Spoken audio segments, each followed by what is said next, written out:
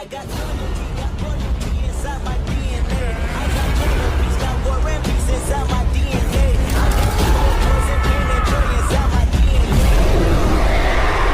Hello and welcome back to my channel, Fanfic Fantasy. Join us as we delve into the realms of fanfiction and fantasy, bringing you the best stories and discussions. Today, we're kicking off the movie part of our series, What If Itachi Were Reborn in Highschool DxD? If you enjoy this video, please give it a like and subscribe for more content in the future. The author of this story is YagamiNguyen from fanfiction.net. All the relevant links are in the description. Feel free to say hello to the author on their profile. Now, let's dive into the fanfic. Chapter 1. It's finally over. You don't ever have to forgive me. Itachi Uchiha said warmly with a soft smile as he reached his hand, with his index and middle fingers pointing forward toward his little brother Sasuke's forehead, making the young man widen his eyes in surprise. Ito Tensei had been released. All around the elemental nations living corpses of legendary shinobi and super shinobi started dispersing. Since he was already a dead man, Itachi was no exception, as the cracks became larger and larger with each struggling step he took toward his brother. His skin and clothes were turned to dust and ashes, returning to how he should be at the end of life. But Itachi didn't care, because it was what he deserved. He slaughtered his entire clan, killed his own family, and brought his beloved brother so much pain and suffering. Even by helping the Alliance Shinobi force remove Kabuto and Ito Tensei from the battle, it was far from the necessary redemption to his accursed life. But at least, he got to meet his brother, who had learned the truth about him and his action that day, one final time. Instead of poking Sasuke's forehead like usual, Itachi wrapped his arm around his brother's shoulder and took hold of the back of the younger Uchiha's head, gently pulling it forwards, and rested their forehead against each other. And no matter what you become, from here on out knowing this, I will always love you, brother. His time was short and that was all he could say. All of a sudden the ethereal glow that appeared around him the moment he forced Kabuto to release Ito Tensei brightened, and the Sharingan user could feel himself being ejected from his body, or at least what seemed to be his body made from dust, ashes, and the sacrifices of a shinobi. Goodbye, little brother, Itachi thought as his soul stood up for a second in front of Sasuke before slowly fading away from the living world. I leave everything to you now, Naruto. The Uchiha raised his head, closed his eyes, and smiled softly before he completely disappeared. Line break. Thump, thump, thump.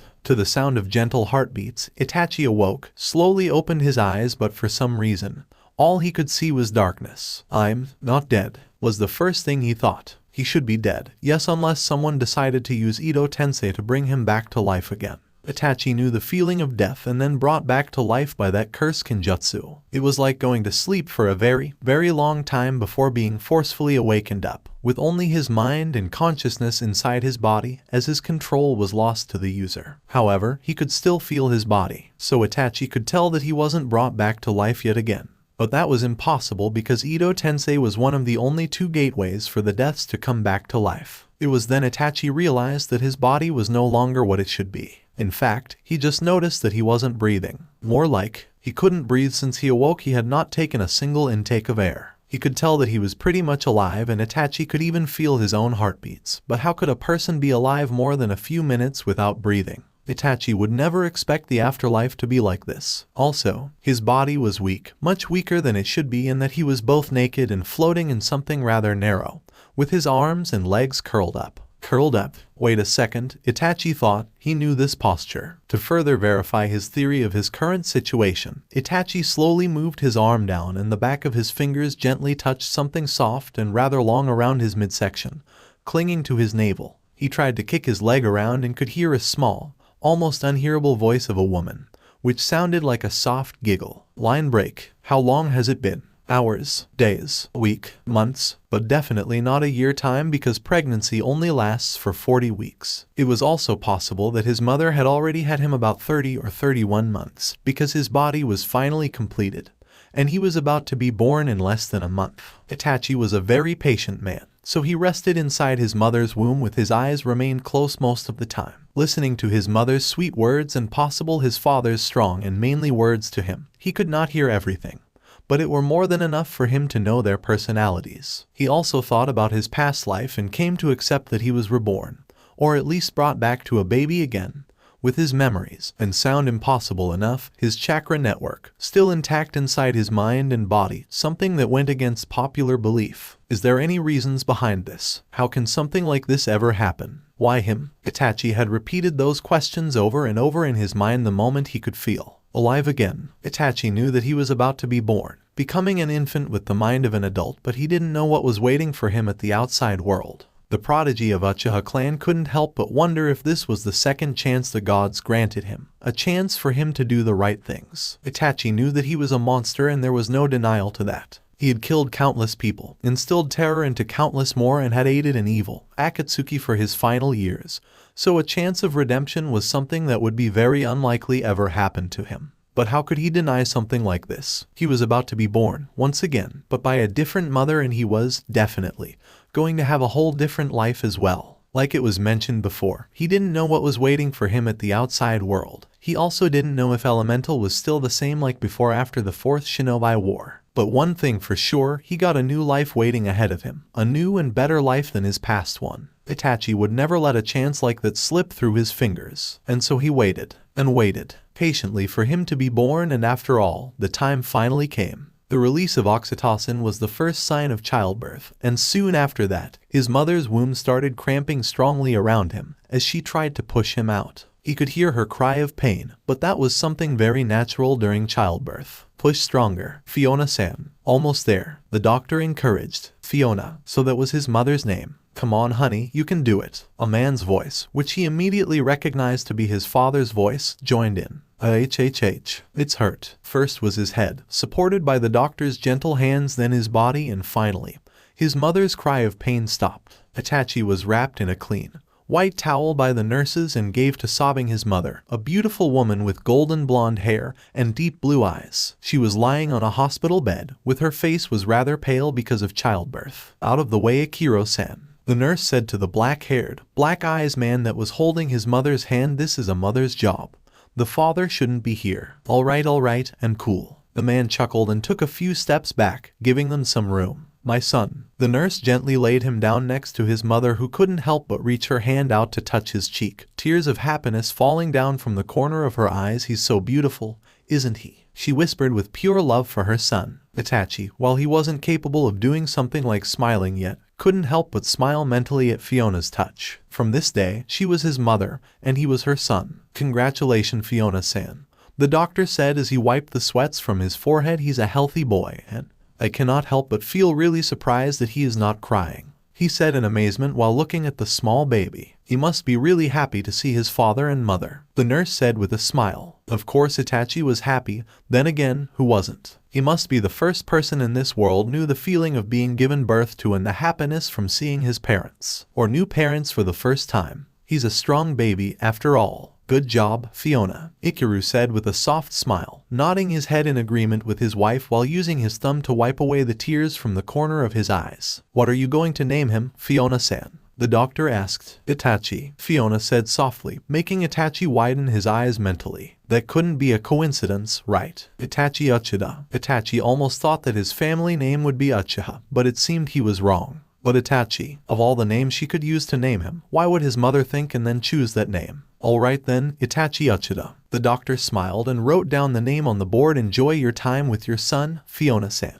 We're going to return in 5 minutes. After that, the nurse and the doctor left the room, leaving the Uchiha family alone together. Because his baby body was weak, Itachi felt himself getting really sleepy and soon closed his eyes and went to sleep, completely aware of the fact that he was no longer human. But he would learn soon enough. Chapter 2. Itachi-kun. Dinner is ready. Just a minute, Kasama. Itachi Uchiha, formerly known as Itachi Uchiha, said to his mother before turning back to the book he was reading, intending to finish it before going down to eat dinner. It had been 2 years since he was reborn, as the son of Ikiru Uchiha and Fiona Uchiha. Even though his new life was nothing like the past, Itachi could say that the past 2 years could be one of the happiest time of his life. He loved Fugaku and Mikoto Uchiha, but they were born to duty as shinobi of the leaf, not to mention that he was born in the middle of the 3rd shinobi world, so his childhood wasn't something that he could call pleasant. Ikiru and Fiona, meanwhile, raised him with love and great care, giving him everything that they thought was good for their first child.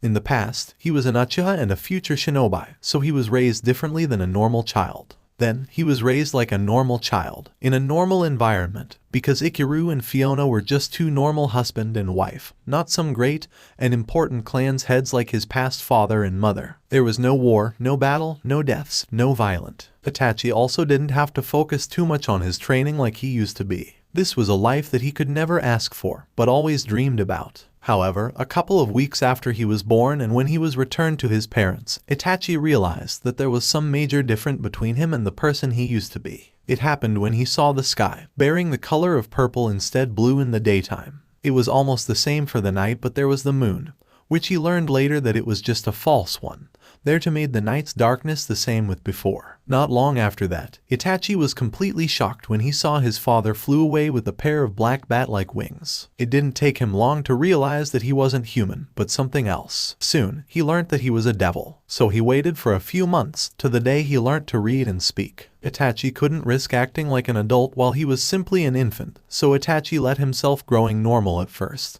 acting like a child his age, with childish and happy behaviors, but rarely cried. As a skilled shinobi, acting wasn't that much of a trouble for Itachi, but in the past 2 years, those childlike acts were never entirely fakes, as he was truly happy with his life, and wanted to feel his new childhood to the fullest. However, as soon as his parent learnt that their child wasn't a simple child, but showing many signs of a pure genius, Itachi got to work. His family wasn't filthy rich, but they found him a good teacher to teach him how to read when he was a year and 3 months old. 2 months later, all the adults were completely shocked when Itachi could read the simple words frequently, and the months after that, he could already read and memorize anything. Of course, Itachi could do more than that, but in order to not make his parent freak out, he decided to take it as slow as possible. Itachi got to work and learnt that he was member of a race called Devil, who lives in the underworld. Itachi was the son of 2 pureblood, but low-class devils, both working as servants for the Gremory household,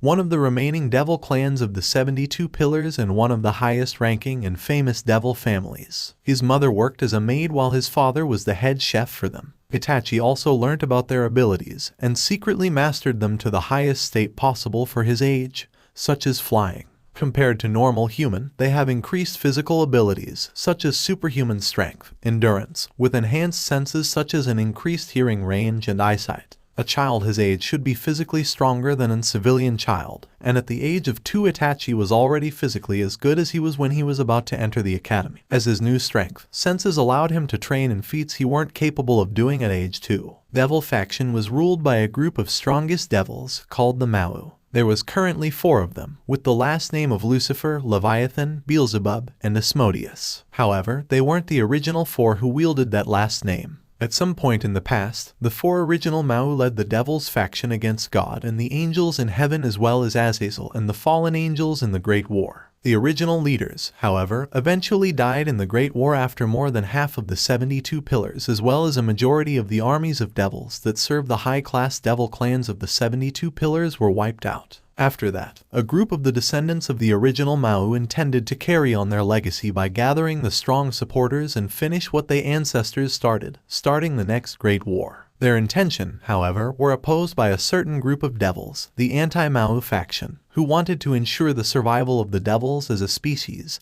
thus disapproving of the continuation of the Great War. This dissension eventually caused a civil war to break out between the devils, which ultimately led to the defeat of the original Mau descendants. Following the defeat of the descendants who were forced to retreat to the back part of the underworld, their names became titles for the new rulers of the devils while the original Mau became known as the Old Mau. The current Mau are Surzech Lucifer from the Gremory clan, Seraphal Leviathan of the Citri clan, Adjuka Beelzebub who came from the Astaroth clan, and Falbium Asmodeus of the Glacia Labolas clan. They are 4 devils who were born with immense power, equivalent or superior to the original 4 and were chosen for the Mau positions despite not carrying the blood of the original Mau at all. Soon after that, the Great War finally ended, but it left the 3 factions in a state of conflict. However, due to a state of extreme exhaustion after the Great War and with all 3 factions losing their main forces, neither of the 3 sides wanted to continue battling. So while there was no peace between the factions, outright battles did not occur either. The factions continued in this state with occasional conflicts between members who crossed paths for countless millennia. That was the reason why even when he was living peacefully, Itachi still trained like a shinobi. Also, the human world was no longer what he remembered it to be. That led to two theories that Itachi came up with a couple of months ago. The first one, he was in the future, the era where technologies and advancements had taken over and the knowledge of chakra was lost forever. How Itachi didn't know. The second theory, however, was more believable. He was in another world, perhaps a parallel world completely separated from elemental nations, since the world he was living in called Earth, and had a very detailed history of its own written in books. This also led to two more questions, which being powerful enough to bring him to this world and reborn into a baby, and for what reasons. Itachi believed that there was still much for him to learn, because as far as he could see and guess, there were only two beings had enough power and authority to do that. Itachi-kun, if you don't come out here for this instant, I'm so going to ground you the entire without any books for you to read. Coming, Itachi shot up from his chair and walked out of his room, closing the door behind him and headed to the dining room where his parents was waiting,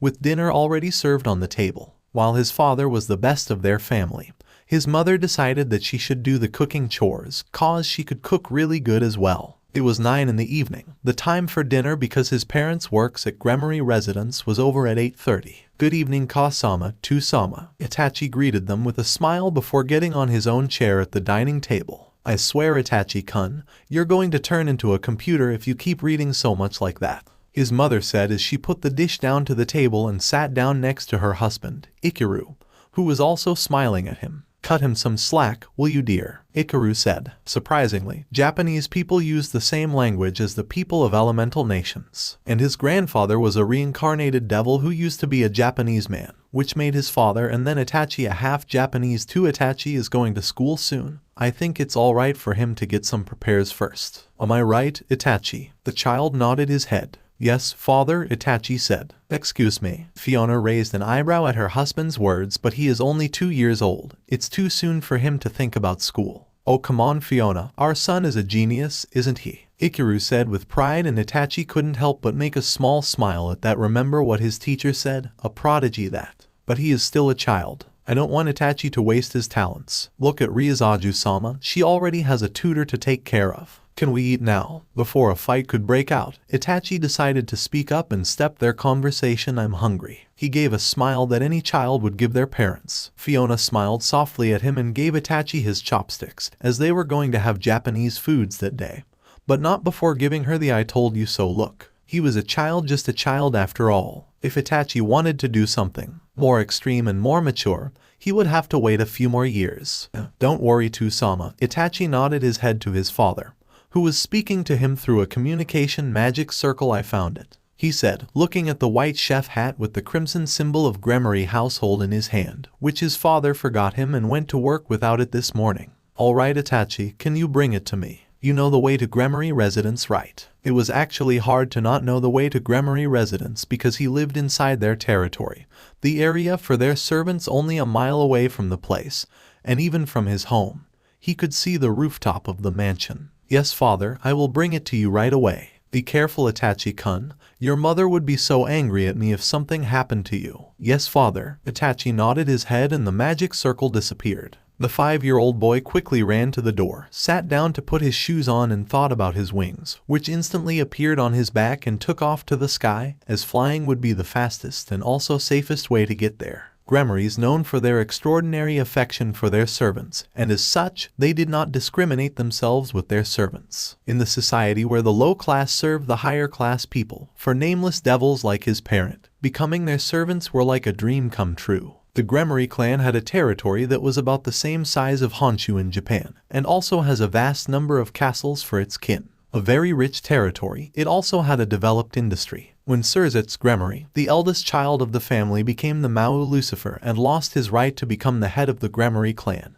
it was Rias Gremory who had become the next head of the family. She was a year younger than him, a 4-year-old princess who was born and raised with a silver spoon in her mouth. Her father was Gremory and her mother was a member of Baal, the highest ranking clan amongst the 72 pillars, and holds the rank of Great King, not to mention that her brother was the leader Mao. It was hard for Itachi to imagine if there was someone who would want to mess with a girl with a status and lineage like that. It didn't take Itachi long to arrive at the gate of Gremory residence. The young boy then lowered himself down and willed his wings to disappear, decided that he should walk by foot from that point. Hold, one of the guards said as he saw Itachi walking toward them. State your business, boy. My name is Itachi Uchiha, Itachi said, and the guard widened his eyes slightly. I'm here to give this to my father. The Sharingan prodigy pointed to the hat in hand. He and my mother work here. Oh, so you must be the son of Uchida-san. The guard nodded his head with a smile before opening the gate for him. You can come in. The kitchen is on the second floor. It's at the end of the hallway. There you will find steel doors next to 2 pictures of fruit and vegetables. Thank you. Itachi lowered his head respectfully and said gratefully before walking into the residence. Took him some time to get the building.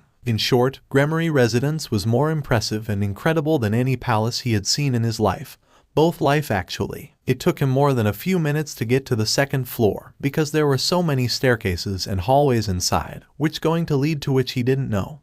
But Itachi knew that he would be lost if he wasn't careful. Let go of me, Razor. When he got to the right hallways, a girl voice could be heard, and judging from the tone, she wasn't very happy. Why are you so mean to me? I'm not being mean to you or anything, Rias. It was the voice of a boy, probably not much older than him, and don't try to deny it. You like me, don't you? Rias, as in Rias Gremory. So he was about to see the princess his parents talked so much about then. Itachi kept walking, but a single look was more than enough for him to memorize everything. There was a really cute girl with crimson hair and bright blue eyes, wearing a green sundress, standing with her back against a door, surrounded by a 3 boy, all of them a lot taller and older than her. The one with bright blonde hair, probably the leader, was standing right in front of Rias with his hand on the door, blocking her way of escaping. The fact that we're engaged doesn't mean that I have to like you, Razor, Rias said with an angry tone, as Itachi slowly approached them. Are you deaf or something? I will never marry you, not in a million years. The black-haired boy walked slightly to the right and grabbed some small rocks from one of a tree pot. How stubborn can you get, Rias? The blonde boy, Razor said as crossed his arms on his chest, smirking arrogantly. Instead of stopping and doing something to save the little princess, Itachi walked past them. I know that you don't like me.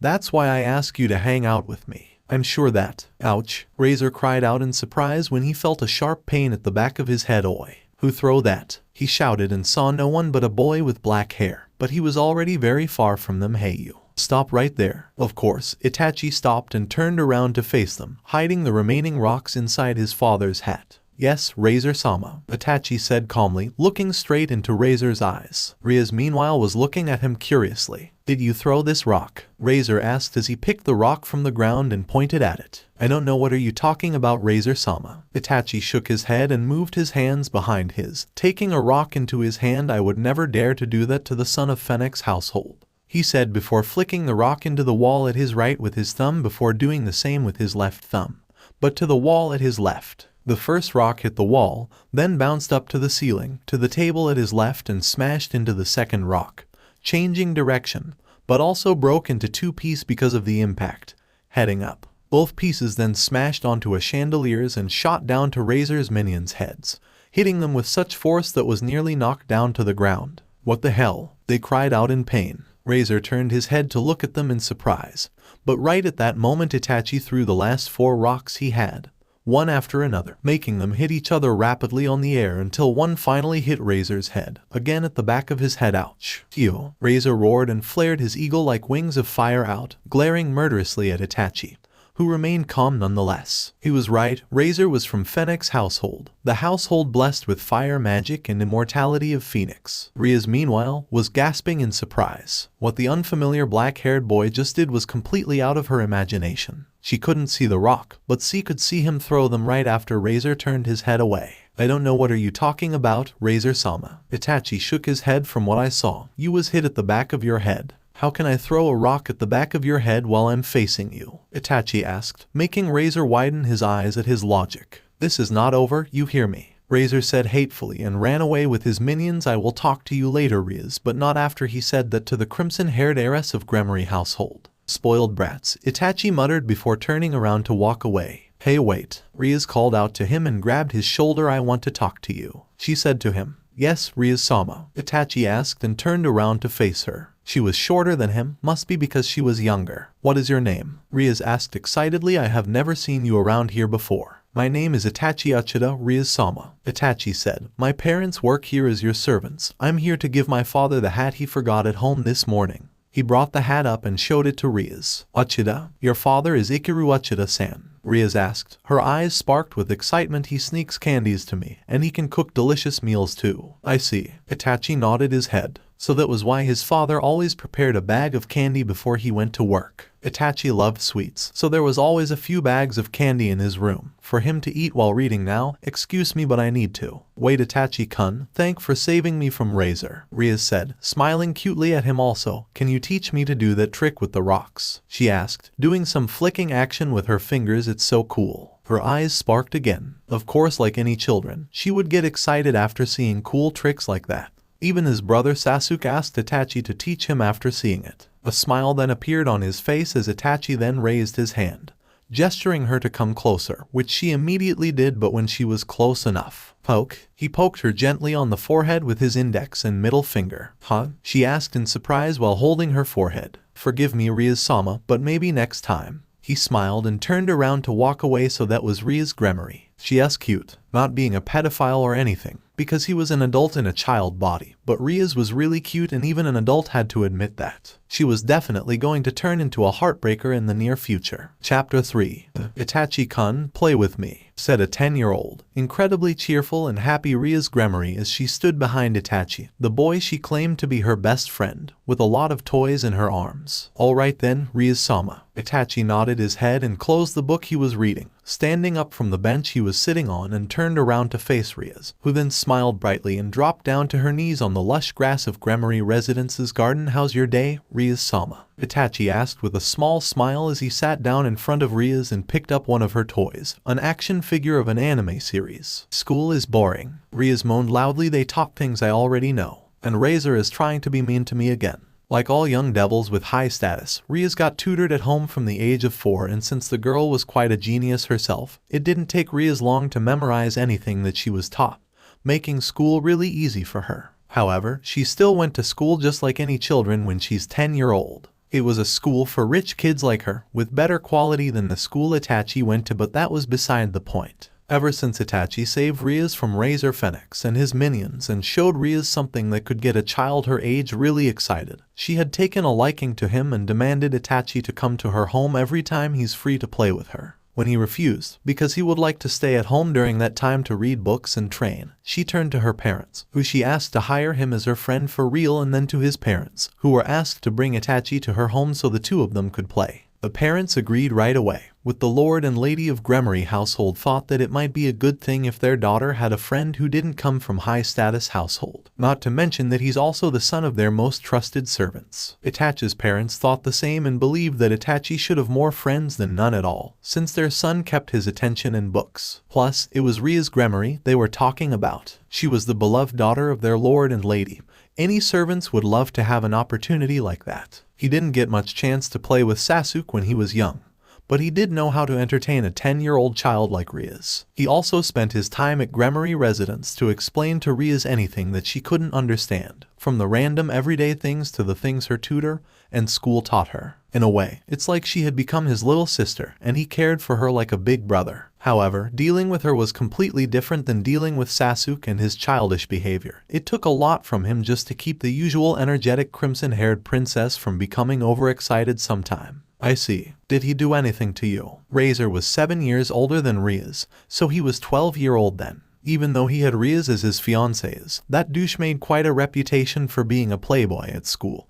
Even Itachi knew about it from the girls of his class when they gossiped to each other about the third son of Phoenix household. Overall, from what he heard from Rias, her fiancés viewed her nothing more than a cute face, and the only reason for him to pay any attention to Rias was because he thought she was going to grow up into an extremely busty woman. For someone who lived in fairy tales about growing up and marrying a knight in shining armor like Rias, it could be quite annoyed and frustrated. And she had come to hate Razor from the moment the two of them met, and their marriage engagement was declared. Of course, Rias pouted but then smiled brightly, making a twisting movement with her hands. But when he tried to grab me, I did that super cool trick you taught me and threw Razor onto the ground. His face was absolutely priceless. I see. Itachi smiled and nodded his head. Good to know then, Rias-sama. It was just a simple move. Itachi taught Rias to defend herself, since in his opinion no matter what age they were, girls must know how to protect themselves. Itachi, can you teach me something else? Rias asked. Her eyes sparkled with excitement. I want to kick razors, but every time he tried to approach me, I don't think it's a good idea, Rias-sama. Itachi shook her head, making Rias pout. Your parent won't be happy when they learn that I'm showing you dangerous thing. You don't want them to drive me away, do you? Rias shook her head immediately. Let's just stick with that wrist-twisting move for now. When you're older I will teach you something more effective. Like the rock-throwing trick. Like the rock-throwing trick, Itachi repeated, but it was not a question. Rias threw her hands into the air and cheered before reaching into her toys and pulled out a box of Lego. Also, I bought this yesterday. How about we build a house together? Rias asked and poured the tiny pieces of Lego out of the box. Behind you, Rias-sama, Itachi said and picked up a few pieces. The two of them worked rather quick, because in only 5 minutes the first 2 floors was finished. The game they were playing was pretty famous among the young devils of the underworld, because the box could provide a nearly endless supply of Lego pieces for them to build anything they wanted, as long as they were recorded in the piece's memory, because one single piece that was out of place or different than the original, the entire structure would fall into pieces and they would have to do it all over again. It was a pretty complicated game for children Ria's age, but she handled it rather well since they had decided to build Lilith Castle, her brother's palace at Lilith, the capital of Underworld. They're done. Itachi nodded his head and smiled when he put the last piece onto the highest tower. Good work, Rias-sama. He got off the castle and jumped down to the ground. The model itself was bigger than the two of them put together, and with Itachi's meticulously hand, it's also extremely detailed. The girl cheered. Rias-sama. They both looked up and saw Fiona, Itachi's mother, wearing the black, white and crimson uniform for maids of Gremory household, bowing her head to Rias before turning to Itachi. Itachi-kun. She smiled at her son. Heika-sama. Itachi smiled back at her. Look, Fiona. We built this together, the crimson heiress said while pointing both of her hands to the castle, jumping up and down excitedly. It's beautiful and great, right? Right. Yes, Aju-sama. It's very beautiful. Fiona smiled at the girl before saying anyway. Aju-sama, I'm here to tell you that your tutor has arrived and it's time for you to study. Rias whined, but I want to play with Itachi more. Can you skip it for me just today, please? Rias asked with a smile, putting both of her hands together. I'm sorry, Aju-sama, but I can't. Rias huffed and turned her head away, refusing to leave. Fiona sighed and turned to her son for help, because the little mistress of Gremory household could be really stubborn sometime. Rias-sama, you should go. Itachi decided to speak up. It's not wise to skip your lesson. But I want to play with you more. Rias whined, refusing to leave since she was having so much fun with her new friends. The crimson-haired girl then got a brilliant idea as she grinned at Itachi. How about Itachi join me too? I'm sure that Miss Jenna won't mind. But I have school in a few hours, Rias-sama. Rias pouted, with her cheeks puffed up cutely and crossed her arms on her chest. Sigh. The girl could be quite stubborn sometime, reminded Itachi of Sasuke when he was young.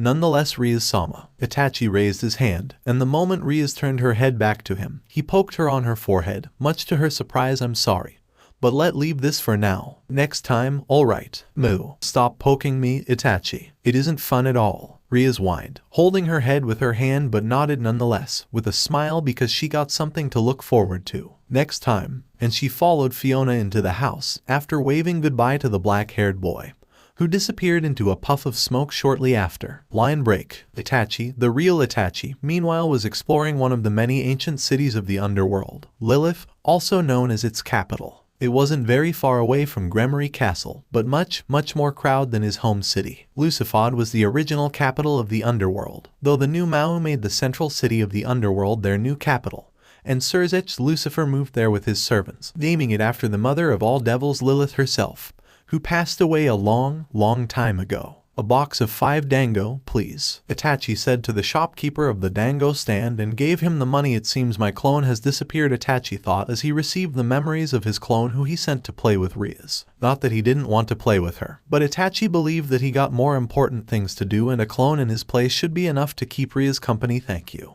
The 11-year-old boy smiled and accepted the box of dango before continuing walking. wandering around the cities of the underworld with a box of dango in his hand like that had become one of Itachi's many hobbies ever since he came to the earth. Itachi loved to learn new things, because the devil was a rather interesting specie, and they also had a very strange way of living, with magic and a duty called devil job, which was basically an act of granting their clients. Most of the times they were human, but in some occasions some other species could also wish for the service of the devil, wishes through contracting. It's still too soon for him to think about working, but devil jobs reminded him of shinobi missions and requests. In the past, devils took the souls of their clients at payment, but currently with the Yondai Mao's new ways of governing, they took rewards and money instead. The other reason was because no one recognized him. As Itachi Uchiha, he was just their ordinary and everyday devils, with or without the memories and mindset of an adult, who came from another world.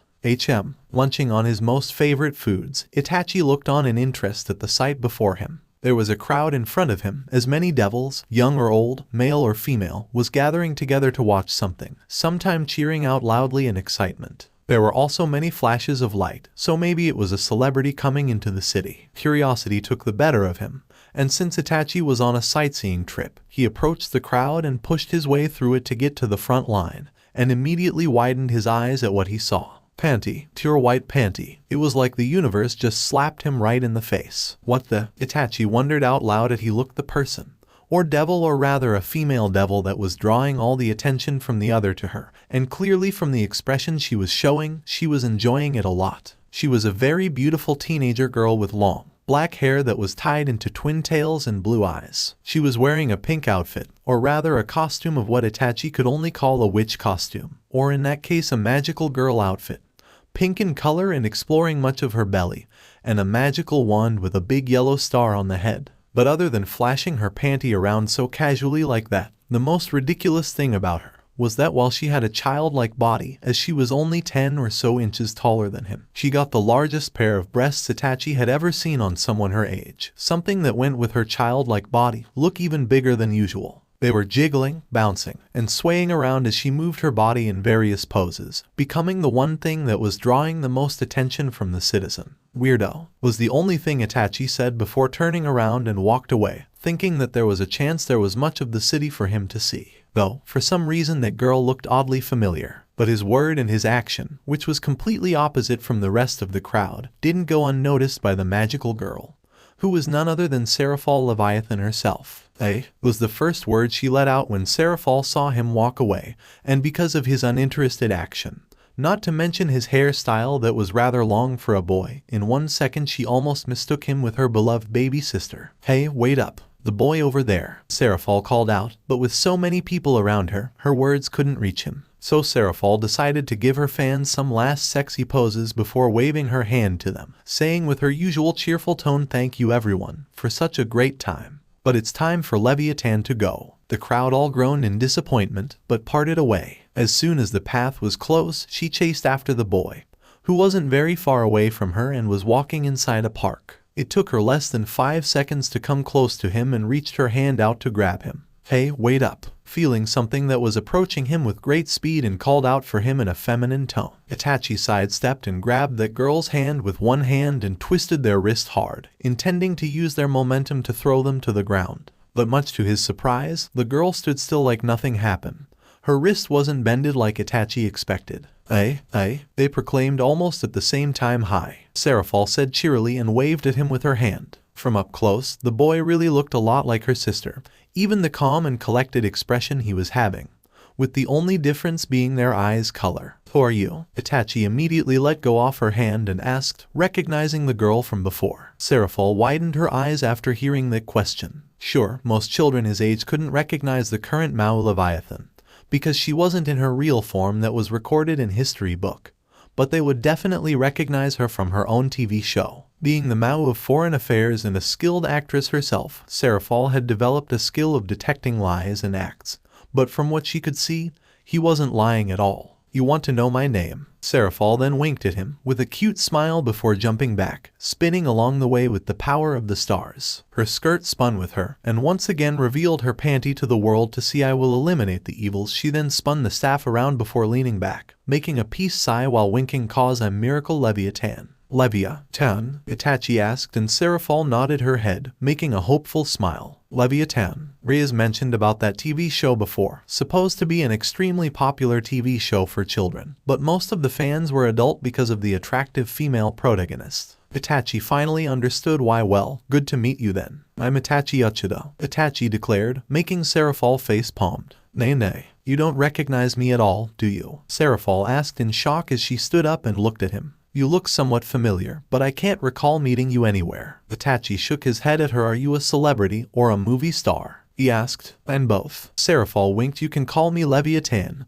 from now on. Oh okay. Moo, what with that expression? Serafal pouted with both of her fists put together under her chin, jumping around Itachi. You're so much like Sotan, It-chan. The calmness, the cold words for me, even the mature look, she said. But when he thought she was annoyed because of the similarities between him and this Sotan, he was surprised to see that she was excited. You're like a male version of her. So cute, she giggled. What am I doing here? Itachi's sweat dropped and decided to end their conversation. Leviathan, if you don't mind, I think I will take my leave for now. I'd like to go home so I can go to school, if you don't mind. Though, he intended to use a clone to take care of that for him.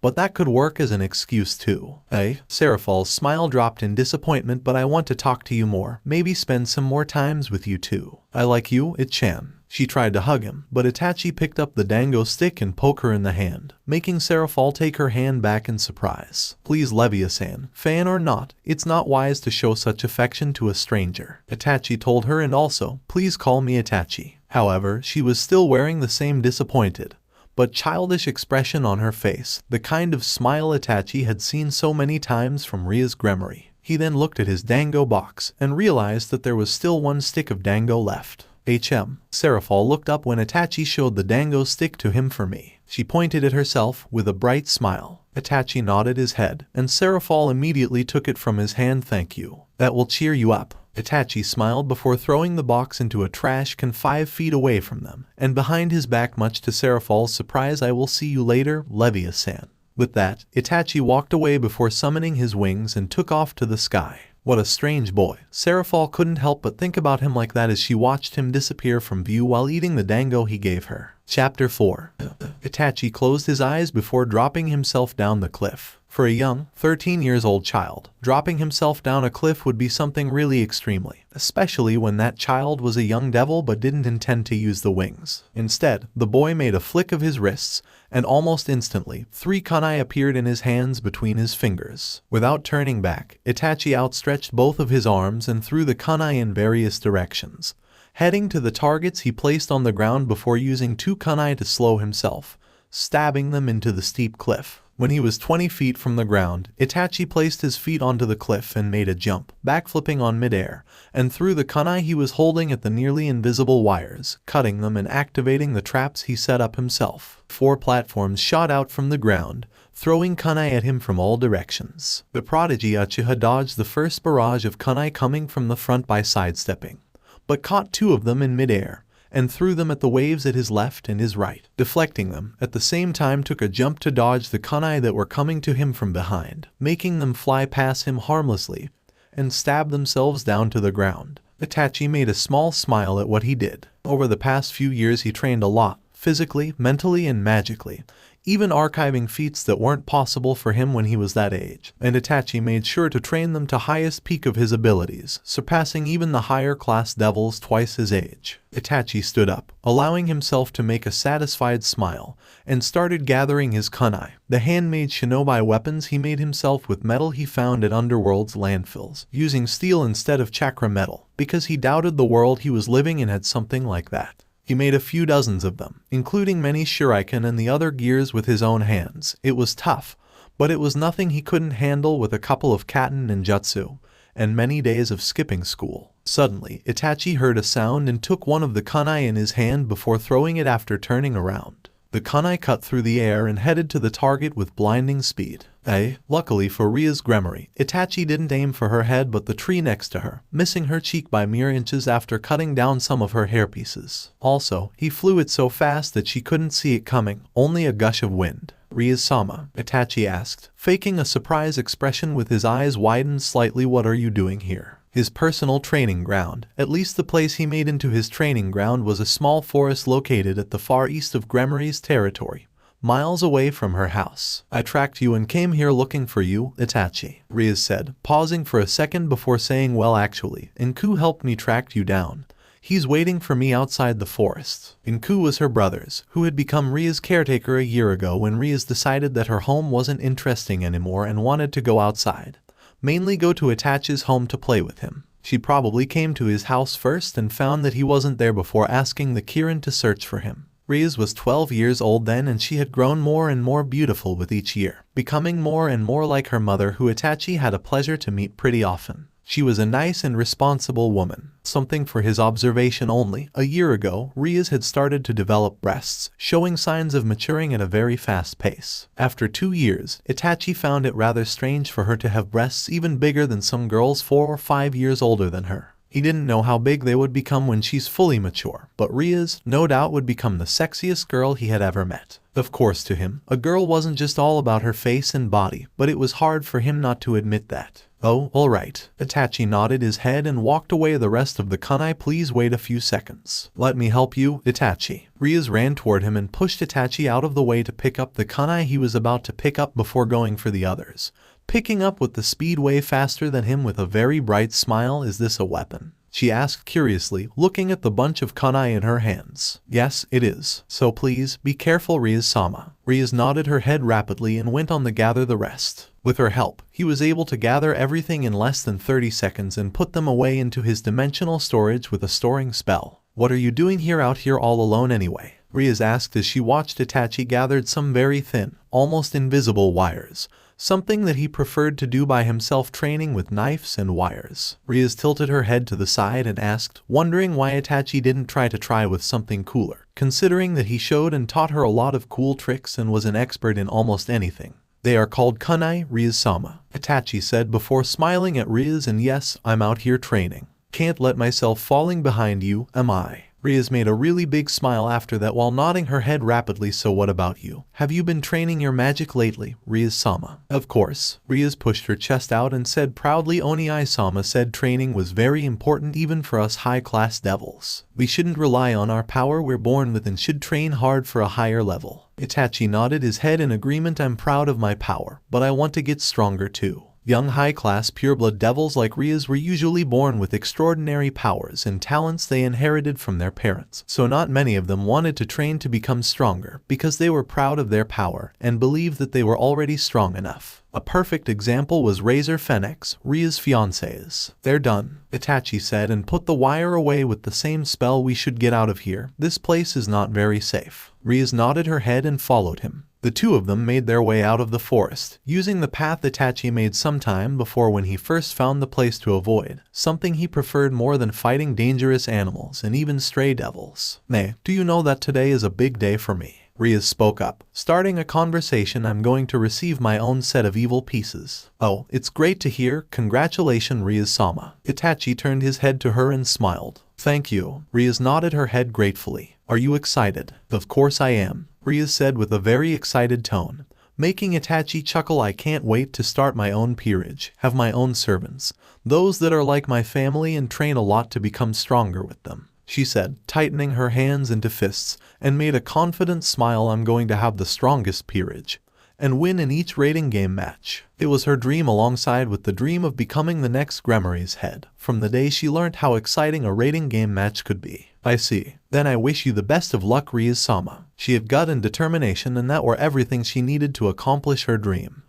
Much to his surprise, Rias started acting in a very strange way, looking away while playing with her own hands rather nervously, as if she wanted to say something to him but didn't have the courage to do so. What's wrong, Rias-sama? Even though Rias was very, very smart for her age, she was always so cheerful, and such a happy child, so seeing her like that was the first for Itachi. I have been wondering. When I receive the evil pieces, Rias turned to him and said with a very fast pace, will you become my first servant, Itachi? Excuse me, can you say it again? Will you become my first servant, Itachi? Rias finally said it, a little bit slower. She then suddenly took a step forward and stopped him, blocking Itachi from continuing walking, and cried, I'm so sorry. You don't have to if you don't want. It's just... Rias looked away while starting to play with her hands again, missing the surprise in Itachi's eyes as he then turned his head to the left as if he just noticed something. Watch out. Suddenly from the left side of the path, a wild bear larger than a one-story house shot out after shoving the entire line of trees out of the way with its massive body before lunging at them with the speed nearly impossible for something its size, howling angrily at the last moment when it saw Itachi. Rias heard the beastly howl and paled greatly when she saw herself being overshadowed by a massive bear. Her body froze in shock and fear, unable to move an inch of her body and could only stare at it. But before the beast could claw her inside out, Itachi suddenly launched himself forward and thrust his palm into the beast's torso. It might look like a simple palm thrust, but his attack was actually a Juken strike. His palm strike wasn't enough to do any exterior damage to the giant beast, but the chakra he injected into its system was more than enough to cause it great pain. The beast howled out in pain and stumbled back. It then gave Itachi a hateful glare before retreating into the wood and disappeared after a few seconds. "Are you okay, Rias-sama?" Itachi turned around and asked the crimson-haired girl with a concerned tone. It was, but the girl only gave him a blank look before crying out in excitement. "So cool," she cried. "You beat the bear simply by striking its chest with your palm. How did you do that? Can you teach me that palm strike move?" "I don't think it's a good idea, Rias-sama." Itachi shook his head, making Rias pout. Why do you always give me that answer?" Rias crossed her arms on her cheeks. "You said you would teach me something more effective when I was older, didn't you?" Rias huffed and looked away. "Forget it. Unless you teach me that cool trick, I am not going to play with you anymore." Itachi couldn't stop himself from sighing, but smiled nonetheless. Somehow, Rias reminded him too much about Sasuke when he was younger. "We should leave, Rias-sama, before that bear. I won't move until you show me how to do it." He was expecting something like that, so he wasn't surprised. "Rias-sama." Itachi raised his hand and beckoned her to come over, which she did with a large smile on her face. However, as soon as she was close enough, Itachi poked her on her forehead, an action that he had been doing constantly for the past few years.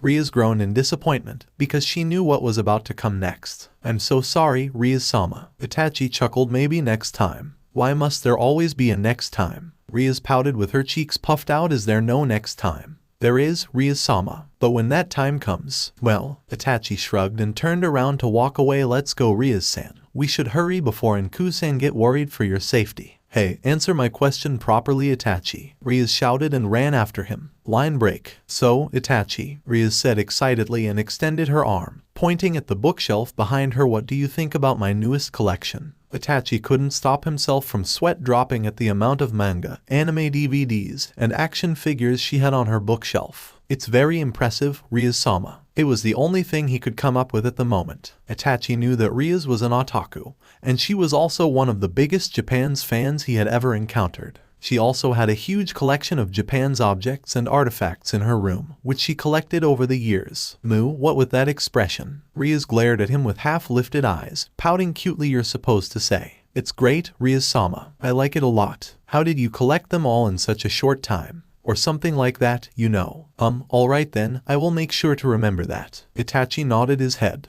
"Anyway, I will let you pass for now." Rias pointed her hand at him before saying, "Because today, Sona is going to come over to play with me. And I'm going to introduce you to her." "Sona?" Itachi asked curiously. Don't get the wrong idea," shouted Rias, making Itachi look at her in confusion. He didn't know why she suddenly shouted like that. "Sona is just a childhood friend. And a girl too. There's no way that I have a romantic feeling for her." Rias continued shouting her denial, which made him stare at her flatly. "I've never speculated anything like that," Itachi stated, causing a dumbfounded expression to appear on Rias' face. Rias' face slowly turned bead red from embarrassment. She turned around and covered her face as she was too embarrassed to see Itachi in the eyes. Itachi's sweat dropped as he continued to stare flatly at Rias, who looked away while scratching the back of her head in embarrassment. "Rias-sama, look at me for a sec," Itachi said to the little lady of Gremory, and she did exactly what he wanted. Poke. Itachi used that opening to thrust his fingers to Rias' forehead. Rias fell butt first to the ground, but she quickly recovered and leaped at him the next moment. "Itachi, you meanie," Rias yelled as she pounded at his chest. Itachi fell on his back, but it didn't hurt at all. "Sorry, you look so adorable, so I just..." Itachi teasingly said. "Adorable." Steams rose from Rias' ears as her face turned red. Itachi inwardly sighed when Rias turned around and began acting all shy. After he had stood up, Itachi said, "Anyway, Rias-sama, I know who Sona Citri is." Itachi said, "Ka-sama told me that she usually came to play with you. Yeah, she's my best friend at school, but she's also my rival in a way." The Crimson Heiress pointed out before poking him in the chest. "The same way he usually poked her forehead, this is also a great opportunity for you to get to know some high-class devils other than me. But remember that only we Gremory are known for our affection to servants. The others might not treat you like us." He had never met a Citri before, but that was something he could agree on, so don't get too familiar and friendly with her. Got that? "I will." Itachi nodded. Though, he couldn't help but feel that there was a hidden or some sort meaning behind Ria's speech. Eventually, Sona Citri arrived and was waiting for them in the living room. Itachi and Rias stood still in front of a large door. The latter was fidgeting with excitement as she was finally able to see one of her few friends and rival again. Itachi, who stood behind Rias, was deep in thought. He was wondering what Sona Citri was going to be like. He hadn't met that many high-class devils, only Rias, her parents, and on occasionally her brother who came to Gremory residence to visit her. The last high-class devil turned out to be exactly what he imagined sinful devils to be, and he was none other than Razor Phoenix. All of those thoughts were instantly washed away the moment Rias opened the door and a certain Mahu Shaoju's voice came from the room. "Mu, Sotan, stop sulking," came the whining of a woman that he knew very well who the owner was. The moment he heard this voice, he froze. He was not proud of it, but he knew who the owner of that bubbly voice was. "I am not sulking, One-sama. I'm simply upset that you did not even consider changing your attire," the so-called Sotan, who Itachi believed to be Sona Citri, stated. There was an edge in her voice that would make even adults shuddered, but the Mahu Shaoju was unaffected in any way. "But this outfit is so cute. It's a sin not to wear it," the Mahu Shaoju, who was none other than the girl he met a couple of years ago, Leviathan, explained cutely. Sotan stared at her skeptically. "A devil talking about sin. One-sama, if you wear that silly outfit, don't you think you would taint its purity instead?" she mockingly asked. Serafal pouted and pointed a finger at Sotan. "Mu, Sona-chan meanie, just admit that you want to wear this too," Serafal declared. Sona almost fell from her chair. I don't want to wear that kind of outfit, One-sama," Sona angrily shouted with a red face. Rias, who heard the conversations, couldn't help giggling. Itachi, meanwhile, couldn't stop himself from wondering how he could be so stupid. Leviathan sounded pretty similar to Leviathan. As in, Serafal Leviathan. Slowly, the door to the living room opened, and at that moment, Serafal Leviathan let out a surprised gasp as her gaze fell on Itachi. Serafal's scream echoed throughout the castleids. Serafal cheerfully screamed as she launched herself towards Itachi. However, even before Serafal turned herself into a human rocket, Itachi had already fully prepared. The result was that he was able to move a second sooner than Serafal and managed to dodge her right before impact, which, as a result, Serafal hit the floor face first. As if that wasn't painful enough for the magical girl, due to the speed of her launch, she continued to slide with her face and front body until she hit the wall. Itachi couldn't stop himself from cringing at the sound of impact. "That's going to hurt," Itachi muttered before adding a lot. Rias and Sona, on the other hand, were staring blankly at Serafal as they tried to process what had just occurred. Serafal lied on the ground and slowly raised her head to look at Itachi. Itachi started getting a little worried, because Serafal had a nosebleed and was on the verge of crying. "Hey, are you alright?" Itachi walked to her and crouched down to her level, asking with concern. Serafal Leviathan-sama. Line break. "So," Sona began. "So," Itachi repeated. He was standing on a tall chair behind Serafal, who was sitting on the sofa while wrapping the bandage around Serafal's head. He couldn't help but wonder how someone as powerful as her could get injured that easily. "Will you forgive One-sama's rudeness?" Sona asked as she was trying to comprehend the situation. "Tihia," said sister, only stuck out her tongue while lightly hitting her head. After Serafal's failed assault, Fiona, his mother, arrived to help them clean up the mess and summoned a box of medical kit to tend the injured magical girl. However, none of them could have expected that, the moment Serafal stood up, she would instantly cling to Itachi, earning him Ria's glare and Sona's apologetic bows. After she was done, Fiona left, excused herself as she didn't want to disturb them. Itachi could swear, though, that he saw his mother desperately holding back a chuckle as she walked away. "It's not that much of a problem," Itachi assured with a shake of his head. "It's really it, Tan," Serafal cheerfully sang. Sona bowed her head again. I am really sorry for her behavior. Looking at how her younger sister was so adamant in branding her as a problem maker, Serafal playfully tapped Sona's shoulder. So Tan, he did say that it's not a problem, so of course everything's fine, right it Tan? Asked Serafal, looked up and said to him with a very cute smile that would make most men faltered. However, Itachi was not most men, and so, he did the only sensible action in this insensible situation. Please keep your head straight, Serafal-sama, he said and put both hands on her head, repositioning it back so he could continue. Ni, Itan, Serafal called out to Itachi again as she noticed she was being ignored. In case you forgot, which you probably didn't, my name is Itachi Uchiha. Serafal-sama. Itachi reminded her, I don't recall my name being Itan, or anything close to that. So is it alright for me to call you Itachi-chan? She asked. I think it's alright enough. He had been called worse. Itachi finished bandaged her head, and then used a towel to clean the blood on her forehead. Serafal smiled and started humping happily as the young boy gently wiped the blood away from her cheeks. Itachi, Rias spoke up, earning his attention. You seem to be awfully close with Serafal-sama, she fiercely accused. Before he could say anything, Serafal jumped in and asked it. What's this? Is Rias-chan jealous by any chance? Serafal teased with a sly giggle. Rias tried to say something, but her lips instantly closed into a very thin line and her face turned red. Really now, Rias? To be jealous of one Sama of all people? Sona asked. Her voice was thick with mockery. So Tan, what do you mean by that? Protested Serafal. It's what you heard, Sona replied truthfully. Sona turned her attention back to Rias. So my self-proclaimed rival is this fragile. Why don't you go to Surzech-sama and have him pamper you again? Who knows, maybe this time you would come back a bit more mature. Sona asked sarcastically. Sona, Rias stood up and glared fiercely at her rival and friend. They're done. Itachi finished and smiled. Give it a few days, or a more proper treatment and you'll be fine, Serafal-sama. He jumped down from the chair and put the residual bandages into the medical box.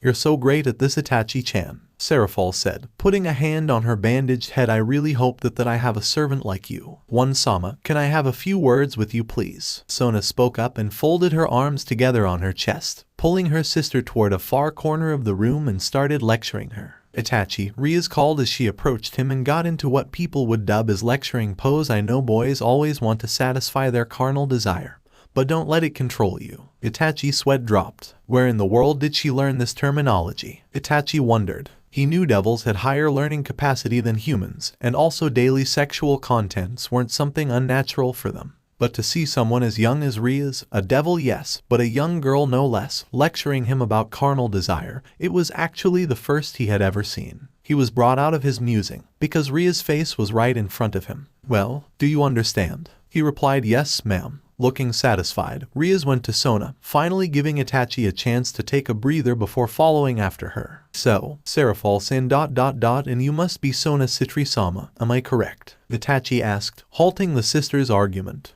Yes I am, Sona replied. Her face then turned red from embarrassment and she coughed once before standing right in front of Itachi. I noticed I have not yet formally introduced myself. My name is Sona Citri, the second daughter and heir to the Citri clan. It is a pleasure to meet you, Sona said, introducing herself with much mature mannerism than a child of her age should have. She extended a hand for a handshake to him, and Itachi looked at it for a moment before taking it. The pleasure is all mine, Sona-sama. Status was really important, so Itachi said with a respectful tone, my name is Uchida Itachi. I'm just a son of a maid and a chef of this family. Itachi said. The maid with blonde hair who walked into this room. Itachi nodded at Sona's question. Good, she didn't question what Rias was doing with a low-class devil like him, which was more than enough for him to know that she was very similar to Rias, in a way, and wasn't the usual stereotype spoiled devil brats. You can also call me a lifelong babysitter for Rias-sama. Itachi joked a little, causing Sona to almost snort. Itachi, what do you mean a babysitter? Rias asked, visibly offended.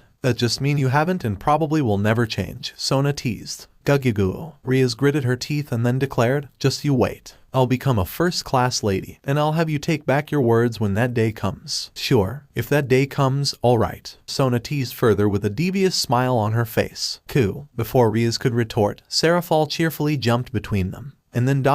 she twirled before giving them a V with her tongue sticking out. Okay, now it's magical Leviathan's turn to introduce herself, Serafal sang. However, the sole man in the room instantly shot down the excitement. We already know who you are, Serafal-sama. Boo, Itachi-chan, you killjoy. Serafal giggled while pointing her thumb down. After Serafal reintroduced herself to Itachi again, using the same magical girl's introduction.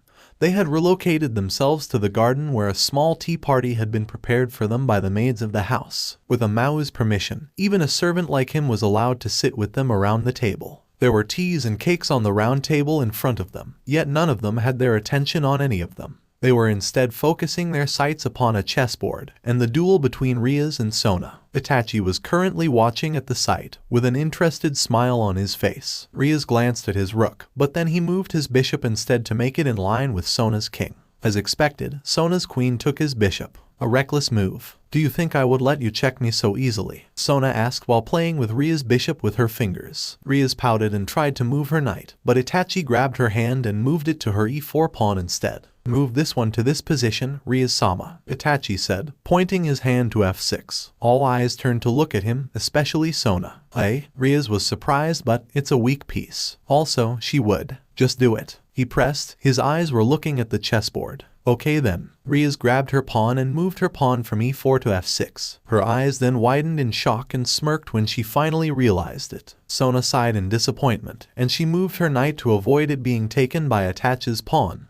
However, that proved to be a huge mistake, as if it could. But her eyes widened in shock when, fool, Rias smirked widely and moved her rook to take Sona's knight. Thank you, Itachi. She smiled at him and gave him a thumb up. I expect you to learn something from this, Rias-sama. Itachi smiled. Pawn is a weak piece, yes, but you know how to play them, right? They can be just as deadly as the queen. You mean promotion? It's something like that, but yeah, you understand. TCH, Sona scolded while trying to come up with a new strategy. After 10 seconds of thinking, she moved her queen 3 steps forward. What are you trying to do, Sona? Smirked Rias and reached her hand out for her bishop, scarifying your queen for me. She had the opportunity to take out Sona's strongest piece, and she wasn't going to miss it. Hold it. Itachi raised his hand again. You move your bishop to this position. Rias looked at him in confusion, but did what she was told. Sona pushed her queen forward, then move your knight to this position. That move completely blocked Sona's queen's path, and she had no choice but to move her pawn instead. Then you move your rook to this point. Sona widened her eyes at the formation. Then your queen to this point. Itachi muttered something under his breath before saying, and last, you move your knight here. Rias did it and widened her eyes in shock. Checkmate, she declared. Both Sona and Serafal widened their eyes and dropped their jaw in shock. Why you're so smart, Itachi. She admitted it out loud. She had always known that Itachi was smart, but she didn't know he was smart enough to turn the table around for her and beat Sona, who had never lost a single chess game before, even against someone twice her age. Why you? Sona pointed at Itachi while stuttering. She then stood up and slammed her hand down to the table, with so much force that the pieces made a jump and the cups of tea nearly fell over. That's it. If you think you're so smart, then have a match with me. Hey, don't talk to Itachi like that, Rias scolded, glaring at Sona. I don't think. I challenge you, Itachi Uchiha. She challenged him. Hey, I think it's a great idea too, Serafal suddenly said in excitement. Between the two of you, who's smarter? She asked, looking at them both. Now I know that Itachi-chan is smart enough to provide a decent challenge for you, Sotan. I have never seen Sona losing like that before, so why don't you two play a chess game to see who's smarter? It's a Mao's wish. Sona growled. Why are you going to do, Itachi-san? Then I accept your challenge, Sona-sama. Itachi accepted her challenge calmly and rearranged the pieces, young and proud. If she was born a man, it's no doubt that she'd be like Sasuke, minus the part I turned him into. Itachi mused and said, I will take the black. Are you giving me the upper hand? Sona asked, sitting down her chair. With all respect, Sona-sama, no. Itachi shook his head. Since it lacked tension, the winner of this match will receive a special hug from magical Leviathan and Rias-chan. Both Itachi and Sona froze. Rias, on the other hand, was looking at Serafal with confusion. Sona mustered her courage, despite fear of knowing the answer, and asked, what will happen to the loser? We'll get a double kiss on the face from us, Serafal casually answered. It was understandable why Rias instantly panicking while looking at Itachi back and forth with a really red face. The two of them remained speechless. Itachi sighed while shaking his head. His day turned out to be a little more eventful than he thought. Sona, however, quickly made her decision. Let's begin. After she declared that, Sona moved her pawn. I'm going to put it my all in this battle. You don't have to take it so serious like that, Sona-sama. Itachi instantly reacted by moving his knight. This is my first time playing chess, actually. Excuse me. Sona moved her pawn. I only play shogi on the internet, but it's pretty similar to chess. Itachi shrugged his shoulder. Shogi, isn't that Japanese's chess? Rias asked in surprise, also excitement. The general's game. Sona nodded her head and moved her first bishop. After 10 minutes of playing, Itachi looked at the position of the chess pieces and inwardly smiled. He was impressed. Sona's perception and wit was the highest he had ever seen from a child of her age. Give her 20 more years with a proper education, and he had no doubt she could match, or even exceed, Shikaku of Nara clan. Yet, there was something that she lacked as of now to be able to utilize her brain to its fullest, which was none other than experience. For that reason, she did not realize that she was being led to a certain conclusion by Itachi. Smirking victoriously, Sona looked at Itachi. You've done well. But with this, she moved her queen and was about to put it down next to his king. It's a check. She stopped, because it was the moment she realized she couldn't do that. But she had to, because she had already picked her piece up. That was a splendid game, Sona-sama, Itachi said, bowing. Thank you very much. I've learned a lot of valuable lessons from it. But this is my win. Itachi used his rook and removed the white king from the game, taking his win distraction. It's a trap I set up to make you drop your guard for the sake of winning. He pointed out, however, if this were an actual battle, you would have the opportunity to wipe out the entire army, even if you lost your king. It's my luck that this is a chess game, where the game will be ended as soon as a king is removed from the game, he said in a serious tone. Seraphol looked at the young black-haired boy in shock. She wasn't expecting such words for someone his age. Not only had he proved to be smarter than her sister, but also a whole lot smarter and wiser than she thought. Amazing, Sona muttered before signing. This is my defeat. Sona admitted her defeat. You're so amazing, Itachi. Rias smiled widely. You defeated Sona. As if you could do the same thing. Without his help, of course. Sona turned to look at Rias, who gritted her teeth in frustration. Itachi, the reincarnated Uchiha, turned his head to look at Seraphol with his eyes widened in surprise. She called his name without using the suffix chan or tan. Are you taken? Itachi just tilted his head to the side in confusion. I mean, you're not in any peerage, aren't you? He nodded his head. Well then, do you want to become my servant? Both Rias and Sona dropped their mouth to the ground in shock, especially the crimson heiress. I have some spare pieces right here. She pulled out some blue, crystal chess pieces from her pocket and put them on the table. You have the potential for greatness, Itachi. Come with me and live for me. I will make sure to help you reach your fullest potential, and more, she said with a smile. It wasn't a cute and playful smile, but a smile of a true leader, worthy of her Mao title. What do you say? Wait, Seraphol-sama. Rias jumped. And I wanted to make Itachi my servant as soon as I receive my set of evil pieces. You can't do that. Rias-chan. She then glanced at Rias, giving her a small smirk. Are you trying to defy a Mao's wish? Rias was put in a tight situation and didn't know what else to say and could only hang her head low in defeat. Aw, don't be so sad. I'm not going to take him anywhere or away from you. Seraphol smiled, hugging Rias, who was at the verge of crying. Itachi was also speechless, as he had never expected something like that. Itachi knew that sooner or later someone would notice his potential as a powerful servant for them, and would come to ask him to become their servant in exchange for a chance for a higher status and many things along those lines. Something a low-class devil like him could only dream about. But he would never expect someone like Seraphol Leviathan, a Mao, to ask him to become her servant. He had no problem with the fact that he had to become someone's servant in the near future, since from the moment he was reborn and born as Itachi Uchiha, he was destined to become a servant of high-class devils, like his mother and father, who became a maid and the head chef for Gremory household. It was harsh, but Itachi understood that in the society of devil, low-class devils like him would never get the chance to speak their voice. The only reason why his family was able to live happily, poor but happy, was because they were serving the Gremory. It's only a matter of what kind of servant he was going to be. So, what are you going to say, Itachi-chan? Seraphol winked at him. It's a Mao's wish. Of course, it's free for you to decide, but you should know that there's always a spare piece in my peerage for you. Itachi had finally made up his mind. Chapter 5.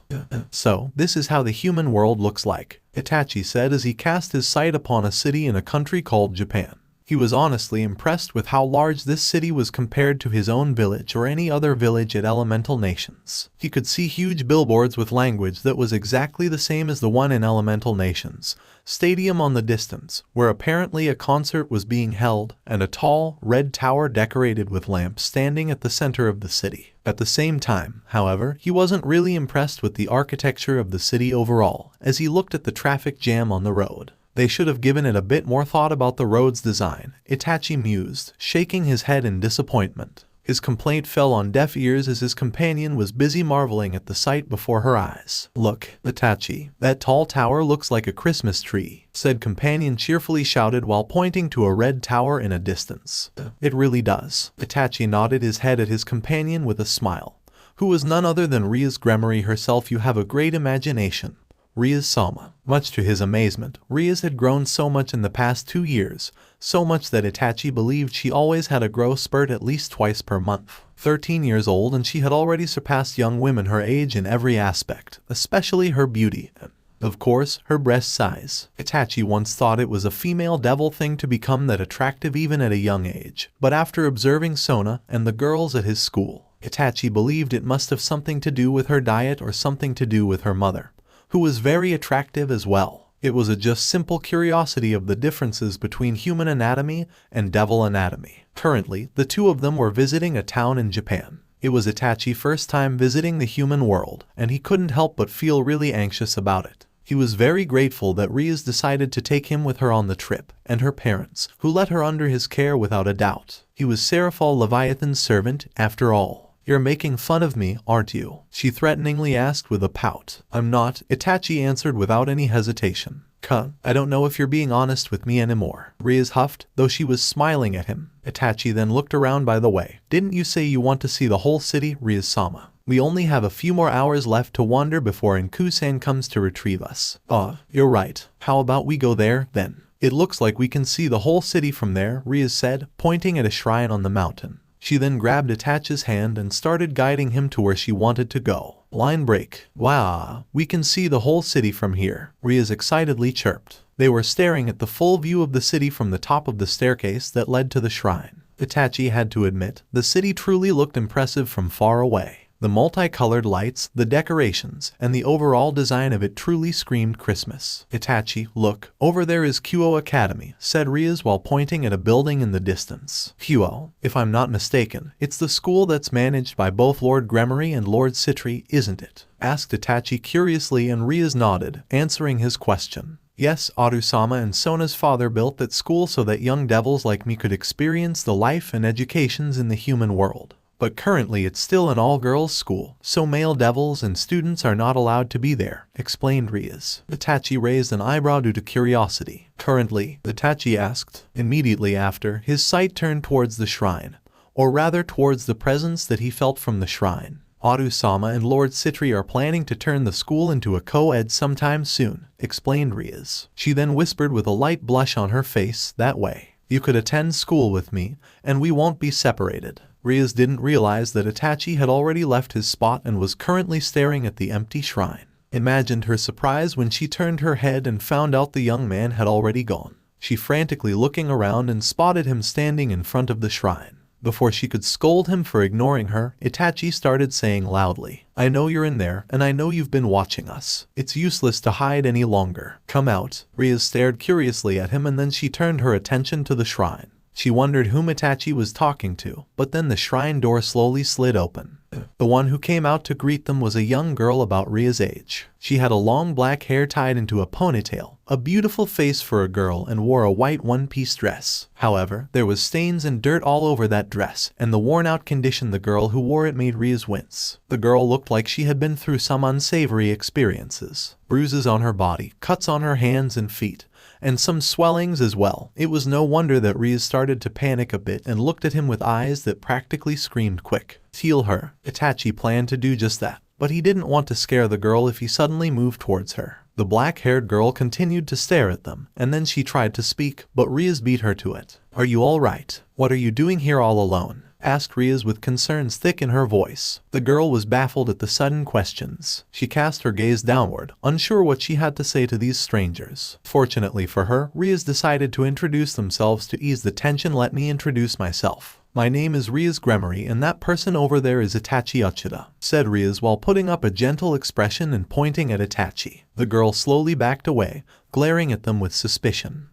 It's alright, please, just let me handle this, Rias-sama. Itachi interrupted her before she could say anything more. Itachi knew she only wanted to show her concern for the girl, but her method wasn't right at all. It backfired and scared the unfamiliar girl instead. The girl stared at the young black-haired man with a bit of curiosity. However, when their eyes met, she instantly started sweating and fearfully took a few steps back and prepared to run. The moment she turned around was the moment Itachi took action. He got behind the girl with speed that Ria's eyes could not even follow and wrapped his left arm around the girl's neck and the other around the back of her head. This will hurt a little, said Itachi gently while tightening his grip and slowly lowering himself and the girl down to the old wooden floor. The girl was planning to scream for help, but Itachi stopped her from doing so by putting a little bit more strength into his headlock, and soon she fell unconscious. He then turned to look at Rias, who was comically staring at him with dead fish expression. Why did you do that? Ria's scream echoed throughout the mountain, causing wild animals to scramble to safety in haste. Line break. Ugh. The girl painfully groaned as her eyes slowly opened. Sunlight entered her eyes as she blinked several times to clear her vision. She sat up a little, looked down, and realized she was lying down on a futon in one of the shrine's rooms. Grimacing, she lied down once again. I'm alive, huh? She disappointedly asked while staring blankly at the ceiling. Of course you're alive. I wasn't planning to kill you, a male voice calmly replied. She was instantly alarmed by his presence and looked to the source of the voice. The young woman shot up from her position on the mattress and turned her head to the side to look at him. She stared at the man with fear. It was the man who had attacked her. Itachi said nothing and only raised his hand. Stay away, she tearfully begged. Itachi decided to ignore her plea. The girl then closed her eyes and waited for her death to come. To her surprise, however, she felt the sensation of cold wet cloth on her face. She slowly opened her eyes and saw that the young black-haired man was using a wet cloth to wipe her face. And just a moment ago you were saying you're alive is a disappointment, Itachi said softly. Don't move. I haven't finished tending to your injuries. Although she was totally bewildered by his attitude, the girl managed to calm herself down. You're not going to harm me, aren't you? Itachi's sweat dropped while placing the cloth in a large bowl of hot water. Weren't you listening to me? You just said you're not going to kill me. Itachi shook his head with a smile. Of course, I have no intention to harm you. Even though you tried to suffocate me earlier, you were trying to run away. It's the least painless way to stop you from trying to resist, Itachi pointed out, flicking her forehead with his middle finger, hard enough for her to feel it. Quick lesson. Don't try to run away from someone who is trying to help you. The girl put a hand on her head. Then, she noticed her arm had already been bandaged, and it was pretty well done. She was still unsure what to think of him, but slowly the fear and anxiety that she had for Itachi were disappearing. Now raise your arms, I need to wipe them. Itachi turned to the first aid kit and took out a couple bandage rolls. While tending the girl, he had to wonder what or who could possibly cause her such injuries all across her body like that. Hearing that order, the girl glared at him suspiciously again. Will it escalate? Huh? Itachi turned his head around to look at her and made a sound of surprise. I have a feeling you would ask me to strip naked next, the girl accused. Betraying her expectations, Itachi stated calmly with a shrug of his shoulders. Well, I've already done that. The girl had finally noticed that she wasn't wearing her dress, but the jacket the young man wore earlier. He was only slightly taller than her, so the black jacket could only reach just slightly above her mid-thighs. Those are some nasty injuries you have there, Itachi said casually, turning back to twist the white towel hard to extract most of the hot water from it. But don't worry, I cleaned them very carefully before bandaging you up.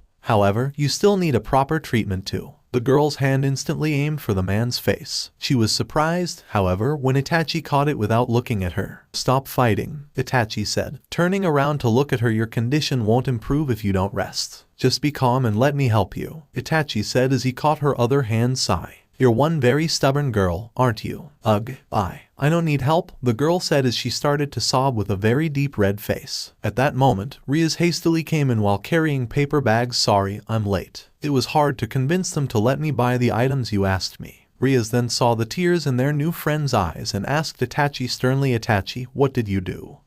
Before he could answer her question, Rias abruptly stormed toward him and kneeled down beside Itachi, looking at the young Uchiha with half-lifted eyes. "It's only been 2 hours since I left you alone, and already you tried to hurt this helpless girl again." Rias scolded slightly. Then, she pouted and muttered under her breath, "Even though you have me with you." "Ah, Rias-sama, I think you're misunderstanding." Itachi could only sigh and stared at her, then at the girl who was looking at them with a gaping mouth. "I think it's better if we explain things to her first," Itachi pointed out. Rias turned around, and she went pale in that instant. During that last statement, she had completely forgotten about the third party in the shrine they were currently staying at.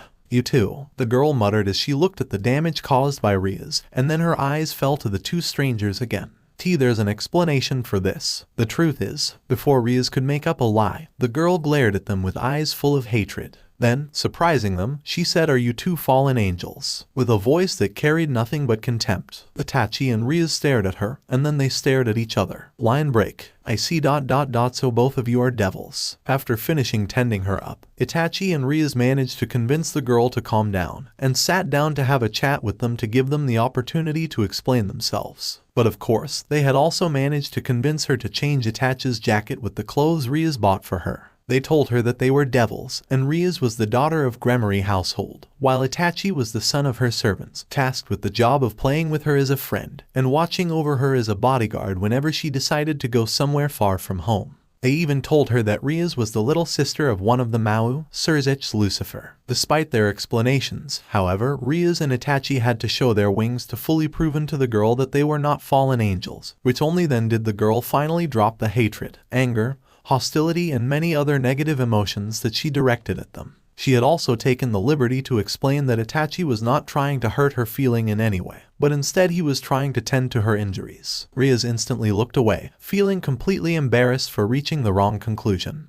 Now you've finally understood that we're not your enemies, right?" Rias beamingly asked. For the first time since they met, the girl finally had a smile on her face. "Yes, and..." The girl suddenly bowed her head. "Thank you very much. You've treated my injuries and looked after me even though we've never met before. Unfortunately, I have nothing to repay this kindness, except expressing my deepest gratitude," the girl admitted shamefully. "Can I ask you a question?" Itachi spoke up with a question. "Please, go on then. Since you know about fallen angels, I take it you have some sort of connections with them?" Itachi asked. The girl sat still, her lips sealed tight, while Rias slowly turned to look at the girl. She continued to stay silent for a while, and when she didn't seem to want to say anything, Itachi started speaking again. "If you don't want to share it with us, it's fine. I'm sorry if I have intruded on your personal lie. My father is a fallen angel." The simple sentence that came out from the girl's mouth plunged the room temperature several degrees. "And my mother was a human," the girl finished as a pair of black, feathery wings sprouted from her back. Rias gasped slightly, though she didn't say anything because Itachi had signaled her to keep her lips tight. Itachi nodded his head and carefully constructed his next question. "A half-human, half-fallen angel. So, that's your reason for hating the fallen angels, because you were shunned by them?" Itachi asked. To his surprise, the girl shook her head. "I don't care about something like that. I spent my life amongst humans and they could be worse than even fallen angels,"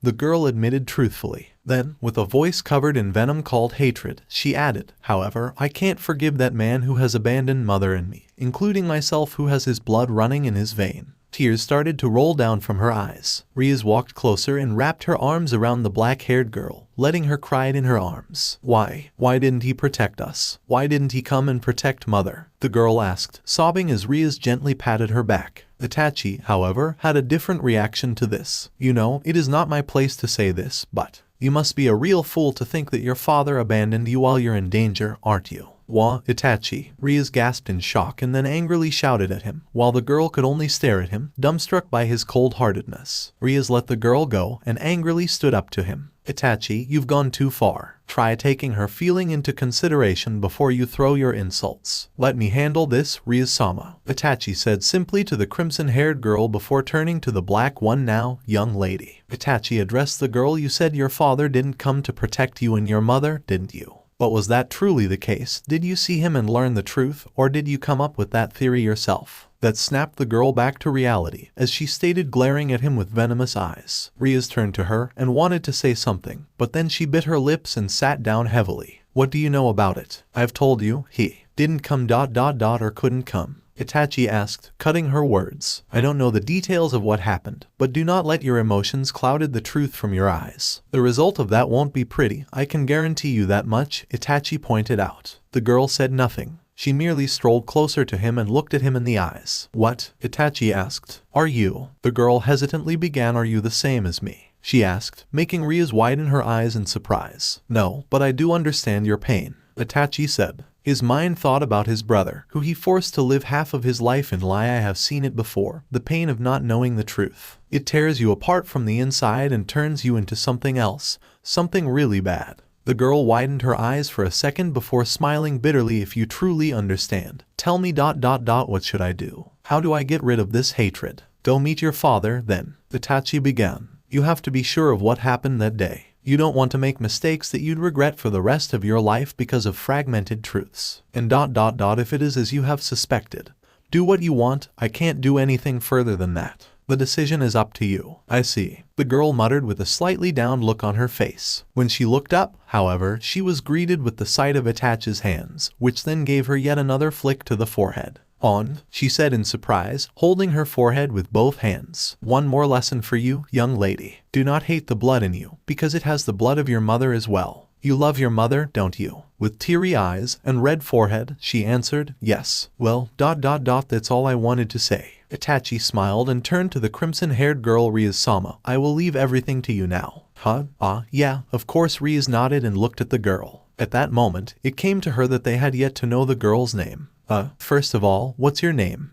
Hajime Akino. The girl, whose name Akino, introduced herself slowly. Akino ... Well, you see, that is. Rias inhaled deeply, calming her nerve. This guy, Itachi, she began, pointing at Itachi. I'm sorry for what he said to you. I didn't know what came over him, but he's actually a really nice person. I mean devil. He only means well, so I must admit I'm lacking in some aspects, but those words I spoke, Rias-sama, I considered them very carefully, Itachi said to her. Ignoring his comment, Rias proceeded to hold Akino's hands. Anyway, I know we've just met today, but I want you to know that we're here for you. We'll support you until you've met your father, and even after that, we'll still be there for you, Rias declared, earning a blank, surprised look from Akino. Not trying to imply anything, Rias-sama. Itachi raised a hand. But I don't think you can come to the human world to visit her every day. How will you accomplish that exactly? Itachi asked. With a prideful grin and puffing her chest, Rias declared, easy. We'll take her home with us. Well, of course you can, but what about? For the first time ever, Itachi was lost for words. Rias' innocence and optimism truly amazed him sometime. Excuse me, Rias-san, wasn't it? Akino called out the Grimoire's heiress, with doubtfulness in her tone.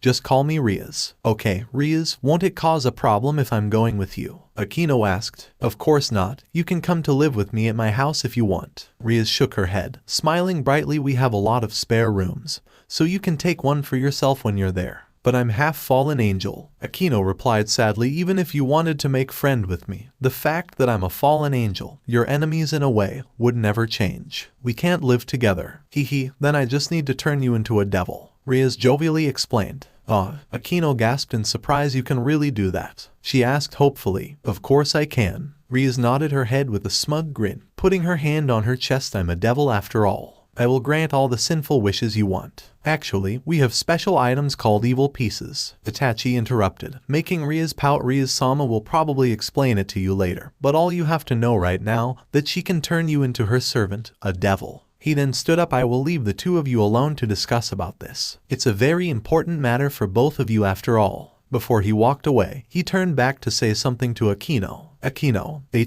make your decision carefully. If you choose to become devil, there's no turning back, Itachi warmly said. But if you do, then welcome to the family. He smiled and walked out of the shrine, disappeared from the girl's sight. Akino could not say anything. Rias, however, took her hands again and shook it up and down strongly. That's right, you'll be a part of our family now. We'll be together every day, Rias happily said. A small smile made its way to Akino's face as she repeated the word that Rias and Itachi had said. Akino then looked at Rias with a slightly red face. Is it going to be painful? Akino asked when Rias reached her hand into her skirt's pocket to pull out something. Don't worry, it won't. And if you're worried about it, living as a devil isn't that bad. No, I meant the transformation. Oh, that. From what I know, it will only feel a bit numb for a second or two. Rias put the set of evil pieces she received a year ago down to the spot between them. All of them were crimson in color and one of the bishop pieces had gold liners around it. After a few tests, the crimson-haired young women picked up the queen piece and groaned loudly in disappointment. Is there anything wrong? Akino asked worriedly, afraid that something might happen. It's nothing. Rias shook her head. I want to save this one for Itachi, she said. Itachi is not your servant. Akino asked in surprise. He is, but he's not a part of my peerage. Rias explained. He's the son of my servants. His mother is my mother's maid, while his father is the head chief of my house, so he usually comes to play with me. We are best friends since then. Also, he has already joined a peerage, she said in disappointment, but his master, Serafal-sama, is very powerful. My goal is to become really strong so that one day I might surpass his master in power and trade him to my peerage. So, you can trade servants to each other. Yes, but I make a promise to myself that I will never trade my servants to anyone. You're all going to be very important to me, Rias firmly said, hitting her chest. So I save up this one for Itachi. But I guess it can't be helped then. Rias raised her hand, but Akino quickly caught it, stopping her. What's wrong? You don't have to if you don't, Rias. Akino said slowly. Save that piece for him. It's alright. Rias smiled. I made a promise with you, didn't I? That I would take you to my home so we could live together. There's no way I'm going to go against that, she said. Plus, if Itachi were me, he would probably do the same thing. It's too bad, yes, but I think I will get over it, somehow. I see. Akino nodded her head slowly. So, how are we going to do this? Just lie down and hold this piece close to your chest. I will take care of the rest. After Akino had been turned into a devil, as Ria's queen and the first member of her peerage, they took her to the underworld and introduced the girl to the Gremory family. Everyone was happy for Rias and decided to celebrate it with a huge party that night. The party had the presences of many high-class devils and important figures of the underworld, including Serzech Lucifer and his peerage themselves. Of course, Razor Phoenix was there, with his queen at his side, and came to congratulate Rias for having such a beautiful servant like Akino. He left shortly after that, but not before promising to marry Rias soon in the future and giving Itachi some status insults and a cold glare. To say Rias was pissed was a huge understatement. But Itachi, on the other hand, ignored them and went to talk to his mother. Later that night, Itachi returned to his home with his parent after spending a couple of hours there helping them and the Gremory's servants clean up the party's leftovers, much to Ria's objection. As soon as the door of his room was close behind him, Itachi reached his hand into his pocket and pulled out an object, which he then put onto the table and left to change his clothes. It was an evil piece, a queen piece. Chapter 6. Itachi-kun, can I talk to you for a minute? That request came from Venelana Gremory, the lady of the Gremory household. Since Rias was busy with her homework from school, Itachi was currently doing some household errands for his mother and some of the other servants of the residence. Despite their insistence that he had no need to do such thing for them, he insisted on doing it anyway, simply because it's his way to spend his free time and make their job, especially his mother's, as easy as possible. He lived a life of a criminal, where he had to kill and do many horrible things for the sake of the greater good, so Itachi felt the need to be as helpful as possible, to live his life to the fullest, worthy of the second chance that was given to him. Fiona, can I borrow your son for a second? Venelana, who saw Itachi working next to her personal maid, his mother, asked with a small smile. Itachi turned to look at his mother, who then nodded her head with a warm smile before returning her eyes back to the brown-haired woman. Of course, Venelana-sama, his mother said with a slight bow, and then urged him to go with the lady of Gremory. Go with her, Sachai-kun. Yes, Ka-sama. Itachi nodded and walked to his mother's mistress' side. Please, lead the way, Venelana-sama. And with that, the two of them made their way out of the room, walking to the backyard garden of Gremory Castle. There, Venelana started their conversation with a question. Itachi-kun, do you know that Rias is going to come to the human world next year to attend Kyo Academy? Yes, I know about that, Venelana-sama. Rias had already told him about that a few months ago. She said she wanted to live in the human world while attending Kyo Academy so that she could fully enjoy the life of a normal high school student. But most of all, the life of a normal teenager girl. It's something Itachi had nothing against, and fully understood why she chose to do that. To tell you the truth, Itachi-kun, I don't want her to do that. Venelana sighed as she turned her head to the side to look at the mansion. Even I, her mother, cannot understand what she's thinking. She has everything here, and yet she wants to live in an apartment in the human world. Sometimes, Venelana-sama, have everything doesn't mean that you have everything you desire, Itachi said while acknowledging her duty to take over the Gremory household in the near future, and is very proud of her name. Rias-sama wants to enjoy the full extent of her youth more than anything else, not as Rias Gremory of the Gremory clan, but Rias Gremory, a normal teenager girl. The human world, where people have no idea of her true nature, will grant her what she wishes the most. That, and she really likes Japan. I guess she will want to go and live there for a few years. Venelana let out a soft chuckle as she got reminded of her daughter's obsession. It's her choice, and I respect that. Venelana nodded, but still, as her mother, I can't help but feel worry about my daughter. She's not supposed to leave the house until she's mature enough or got married. The Bale woman then looked at Itachi-kun.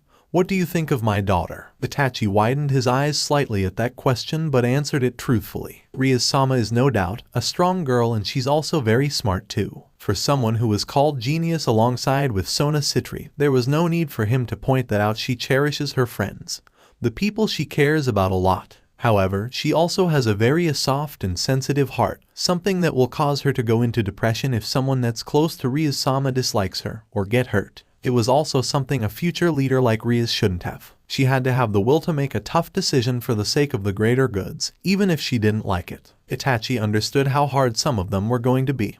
After all, he had made the decision to follow order and slaughter his own family in order to keep the peace between the villages of elemental nations. Someone as kind as Rias, who was going to take the role of the head of Gremory, would never have the will to make a decision like that, or even half as hard as that. I see. You understand. No, you seem to care a lot about her, don't you? Venelana asked, smiling softly as she looked at the young boy. Yes, while she's no doubt someone with a higher status than me, she's a great friend of mine, and I usually look at her as my little sister, Itachi said without taking a second to think. She might or might not need me in the near future, but I will never stop caring for her, and be there to help her whenever she needs it. Such amazing words from you, Itachi-kun, Venelana said in amazement. Now I know why Serafal-sama wanted you to become her servant. I'm sure that you will become great in the future, Itachi-kun. I thank you for your compliment, Venelana-sama. I only speak the truth, young man. The woman smiled before questioning Itachi-kun. Can I ask you a favor? Anything, Venelana-sama. Itachi nodded his head. When Rias comes to the human world to live, will you follow and protect her? Asked Venelana. Itachi nodded his head firmly. It will be my honor, Venelana-sama. Like you said, she's smart, but she's still young and naive. With someone like you there to guide her and to take care of her, I have no worry. Venelana said, closing her eyes. Promise me that no matter what happens, you will always stay at her side, protect her from harm and fight for her sake. I promise, Venelana-sama. He was no Uzumaki Naruto, but it wasn't just any promise, but the promise of a lifetime. Line break. Itachi-sama. Came two voices that he knew very well who the owners were. Holding a basket of dirty clothes in his hands, the young Uchiha stopped and turned to see Rias and her queen, Hajime Akino, walking together with smiles on their face. Over the past few months, Rias and Akino had become best friends. They might be even closer to each other than Itachi and Rias. He was also Rias' dear friend, but he was still a boy and there were many things she could not share with him. 6 months had passed since the day Akino became Rias' queen, and the black-haired girl had soon come out of her shy self and became more social with Rias, Itachi, and the devils she met. She was kind, gentle, and could be as elegant as any high-class lady. However, when he saw her looking at a whip and collar from the window of a local shop while drooling, he knew that there was something abnormal about her personality, and his suspicion was confirmed when he saw her taking down a stray devil with ecstatic face while moaning like a horny woman. Oh well, anyone had their own personality. Rias-sama, Akino. Itachi greeted them with a smile. For some reason, a week after she joined the Gremory group, Akino had started to address him with the honorific Sama, something no matter how many times she didn't have to, Akino wouldn't even consider about dropping it. She had stated that he deserved all the respects, because while Rias was the one who took her in, Itachi was the one who saved her from her own miserable way of viewing her own life, and gave her a reason to look forward to her future. That, and because he was the servant of Serafal Leviathan, he needed to be treated with respect. Little did she know that his position as Serafal's servant was much more complicated than that. Hey there, Itachi. Rias smiled at him brightly, while Akino waved her hand at him. It's great to see you two as well. Itachi smiled to both of them before looking at Rias. I hope your homework didn't bother you very much, Rias-sama. You know me, it's very easy. I can finish it in a blink and anytime I want, but my tutor didn't let me leave until I'd finished all of them. She pouted, crossing her arms on her rapidly developing chest and huffing with her eyes closed. I really look forward to spending my time with you this morning. And yet, Rias-sama, Itachi called out to her and made a gesture with his hand. Rias opened her eyes and turned to look at him, which proved to be a mistake because Itachi instantly poked Rias on her forehead. Rias groaned in disappointment while Akino was giggling. What did I do this time? It's not wise to say something like that, Rias-sama. The study is very important. Itachi pointed out also, you shouldn't underestimate the easy tasks, it will only lead to miscalculation. Alright, geez Itachi. Rias waved her hand in the air and stopped him from continuing what she called Itachi's usual boring lecture that she didn't like to hear at all. His wise words usually made her feel like an idiot. Instead of a genius like she was called by everyone, you have to shrug all those complicated things out of your head. You will become old and bald if you keep thinking too many complicated things like that. I only speak the truth, Rias-sama. Itachi shrugged his shoulders. Where are you going? Rias asked curiously, looking at the basket in his hands. After finishing her homework, she had planned to spend the rest of the day with Itachi, and she was hoping that he had free time as well. I'm simply going to do some errands for my mother and the servants, Itachi answered, looking at the basket of clothes. I need to wash these for them. You don't have to do that kind of thing, you know, complained Rias, looking at him. Rias-sama, would you help your servants if they're in need of assistance? I'd do it. If it's for them, I'd do my best to help, Rias answered without hesitation. See, it's not that different, except I'm a low-class devil and these are particularly my jobs, Itachi reasoned. Rias only nodded, understanding his intention. Plus, my mother has a lot of other works to do, so if I can make her job easier, I will be more than happy. The young boy smiled. That's so nice of you, Itachi-sama. Akino smiled and said to him, while Rias was making a mental note to tell her mother about loosening Fiona's jobs a little so Itachi wouldn't have to do it to help her. Anyway, I will see you two later, now I need to. Let me help you, Itachi, Rias suddenly said cheerily and grabbed the basket with both hands, trying to take it from him.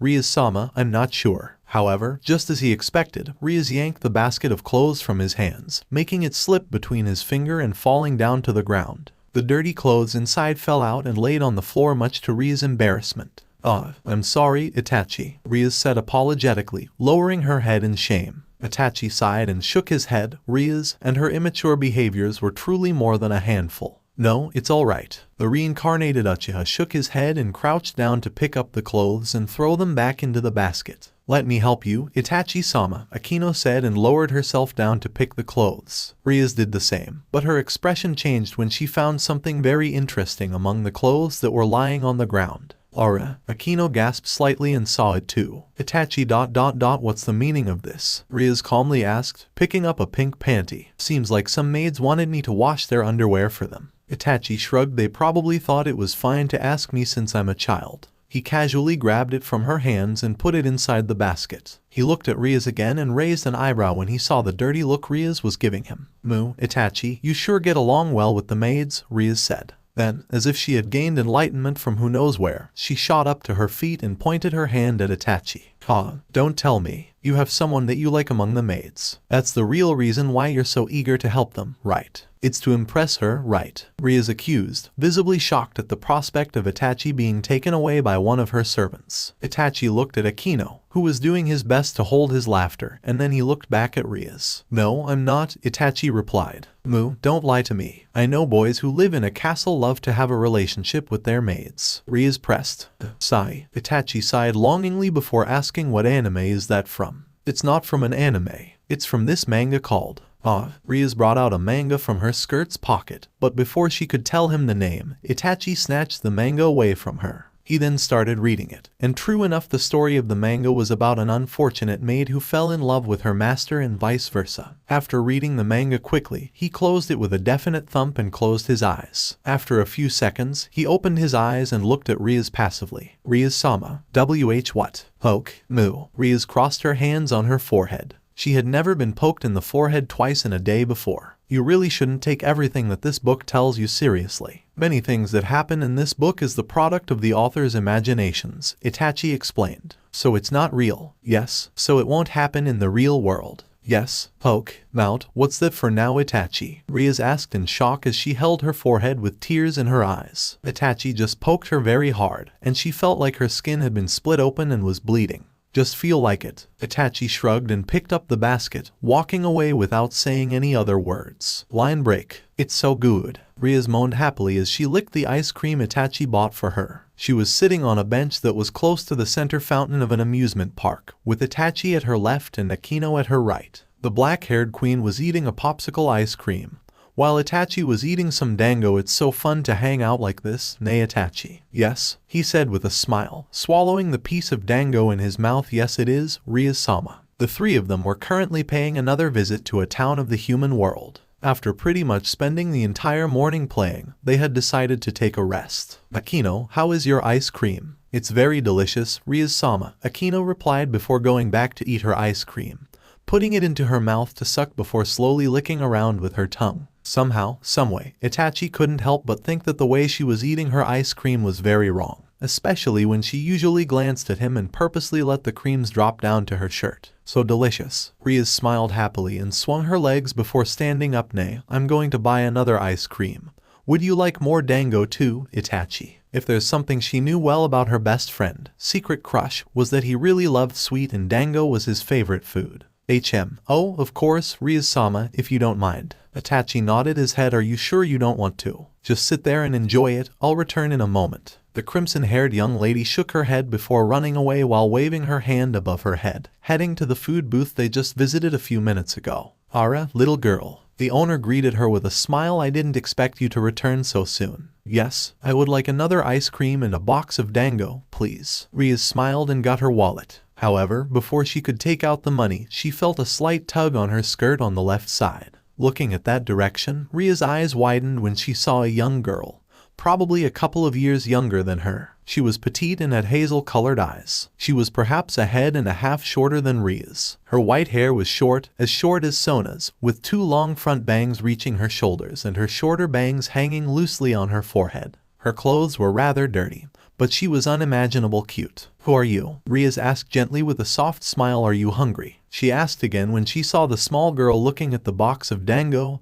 and ice cream. The white-haired girl nodded her head, which made Rias smile but feel sad at the same time. Here, you can haw. What do you think you are doing? Rias instantly turned her head around and widened her eyes at what she saw. Itachi was standing behind her, holding an older girl's wrist. She had long black hair, hazel-colored eyes like the little girl. However, what shocked Rias the most was that in her hand was Ria's wallet. She was looking at Itachi with her eyes widened in shock. Sorry, but not on my. Before he could finish his statement, the girl raised her other hand and tried to hit him in the chest. Itachi blocked it, but he didn't expect to get knocked back several feet by an invisible force. What just happened? Itachi, Rias cried out when Itachi's back hit the ground, but he instantly got back to his feet. Kuroka ni-sama. Shiren, time to run. Kuroka, the girl with black hair, picked up her sister and placed her on her shoulders, waiting for the girl to wrap her arms around her neck before running away as fast as she could. Itachi's eyes widened a little at the speed and the grace she was moving. Surely, a normal human wouldn't be able to move like that. Wait here, Rias-sama, I will get your wallet back for you, Itachi said and shot forward, chasing after the two girls. Be careful, Itachi, Rias cried out after him. When Kuroka ran out of the park, she slowed down a little and turned her head around to see if anyone was following them. I think we. But before she could say it to her sister, her eyes widened and she jumped back a few feet to avoid a kunai from hitting her. Oh, for fuck's sake. She immediately turned on her heel and ran away as fast as she could when she saw Itachi jumping over the tall fence. Stop right there. Her eyes widened even further when she saw him easily catching up to her. Return what you steal at once. He shouted and picked up the kunai he threw as a warning without stopping. Are you crazy? No, she cried in shock while running. Who are you? A fucking ninja. Kind of, he said and threw the kunai at a car from the other side of the street, changing its direction. Kuroka's eyes nearly bulged out when she saw the weapon coming at her from the right, but she halted midway and turned right at the last moment to avoid it from cutting her cheek. However, it turned out to be a bad decision because she was met with a dead end. Nowhere for you two to run now, Itachi said as he yanked his weapon out of the wall and approached the two. She fell right into his trap. Kuroka growled and took a couple of steps back in caution. Ni-sama, I'm scared, Shiren said with a shaky tone. There was fear in her voice as she looked at the weapon in Itachi's hand. Don't worry, Shiren, Nisama will protect you. Kuroka turned her head around and said comfortingly, hoping that it was enough to calm her sister down. I'm not letting him hurt you, so don't worry. Itachi stopped walking and looked at the two. A smile crossed his face and Itachi decided to put the kunai away. Alright. Kuroka took a deep breath and turned back to face Itachi. Can you overlook this matter and walk away? We're just two homeless sisters trying to live another day in this harsh world. Alright. As tearful as you're trying to make it sound, no, I cannot. Itachi stated calmly, you stole from my master, and I ask you to return it back this instant. Hey, that girl looks rich enough to buy this whole town, you know. Sorry, still can't do that. Itachi shook his head and started approaching them again. Now, we can do this the hard way. Or the easy way. TCH. Fine. Kuroka brought her hand back. Here's your money. She threw the wallet to him. Itachi raised his hand and caught it easily without even looking. However, the young Uchiha soon found himself widening his eyes in surprise when he saw a pair of cat ears appeared on her head. Maybe because it was she had thought he would look at the wallet to catch it, she decided to reveal her true form. A pair of black cat ears grew from the side of her head. Her eyes also became cat-like with slit pupils. She then raised her hand and cast a spell. Almost instantly, the entire area was covered in a strange purple mist. What is? Itachi muttered, but then dropped to his knees while covering his mouth. His body had been completely immobilized. I'm sorry, but I will take this, Naya. Kuroka walked toward him and took the wallet from his hand. However, before she could react, Itachi's body exploded into dozens of crows. What the heck, Naya? Kuroka cried in shock and tried to dodge.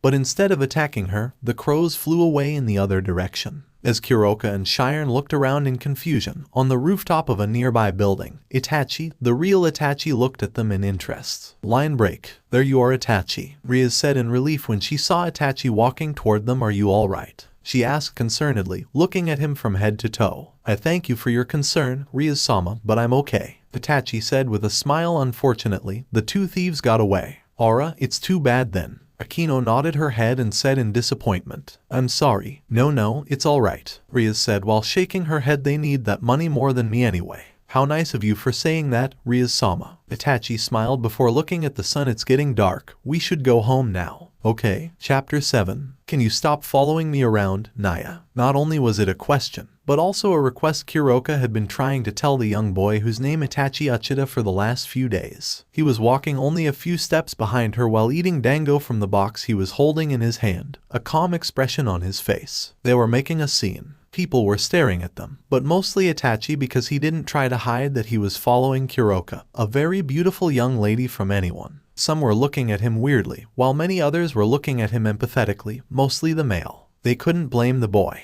The very sight of Kuroka was making it hard for them to control their erection. She was beautiful, attractive, and wasn't shy to show her impressive assets. Don't intend to do so, Itachi replied simply before looking at the black wallet in his hand. By the way, nice wallet. With this, it's not that hard to guess what your favorite color is. Kuroka widened her eyes in shock, as she could recognize that wallet instantly, and reached her hands behind her to check her back pockets. When she found them empty, she immediately snatched the wallet from Itachi's hand while saying loudly, "Give it back." She took it from him, but widened her eyes when she saw an expensive-looking watch on his left wrist. Hey, it's mine. Itachi simply raised his hand and allowed Kuroka to remove the watch from his wrist. How much you can make a day anyway? Itachi asked as he threw her another wallet. And yes, you're not the only one that can pickpocket. It's not your goddamn business, Naya. Kuroka glared at him heatedly before trying to scratch his cheeks with her sharp fingernails, but Itachi simply moved his head to a side and avoided her hands. Stay away from me. Don't you have a better thing to do, like protecting your girlfriend? First, she's not my girlfriend, Itachi said as he threw the empty dango box into a trash can. She's my master, or at least someone I look after, as a friend and an obedient servant,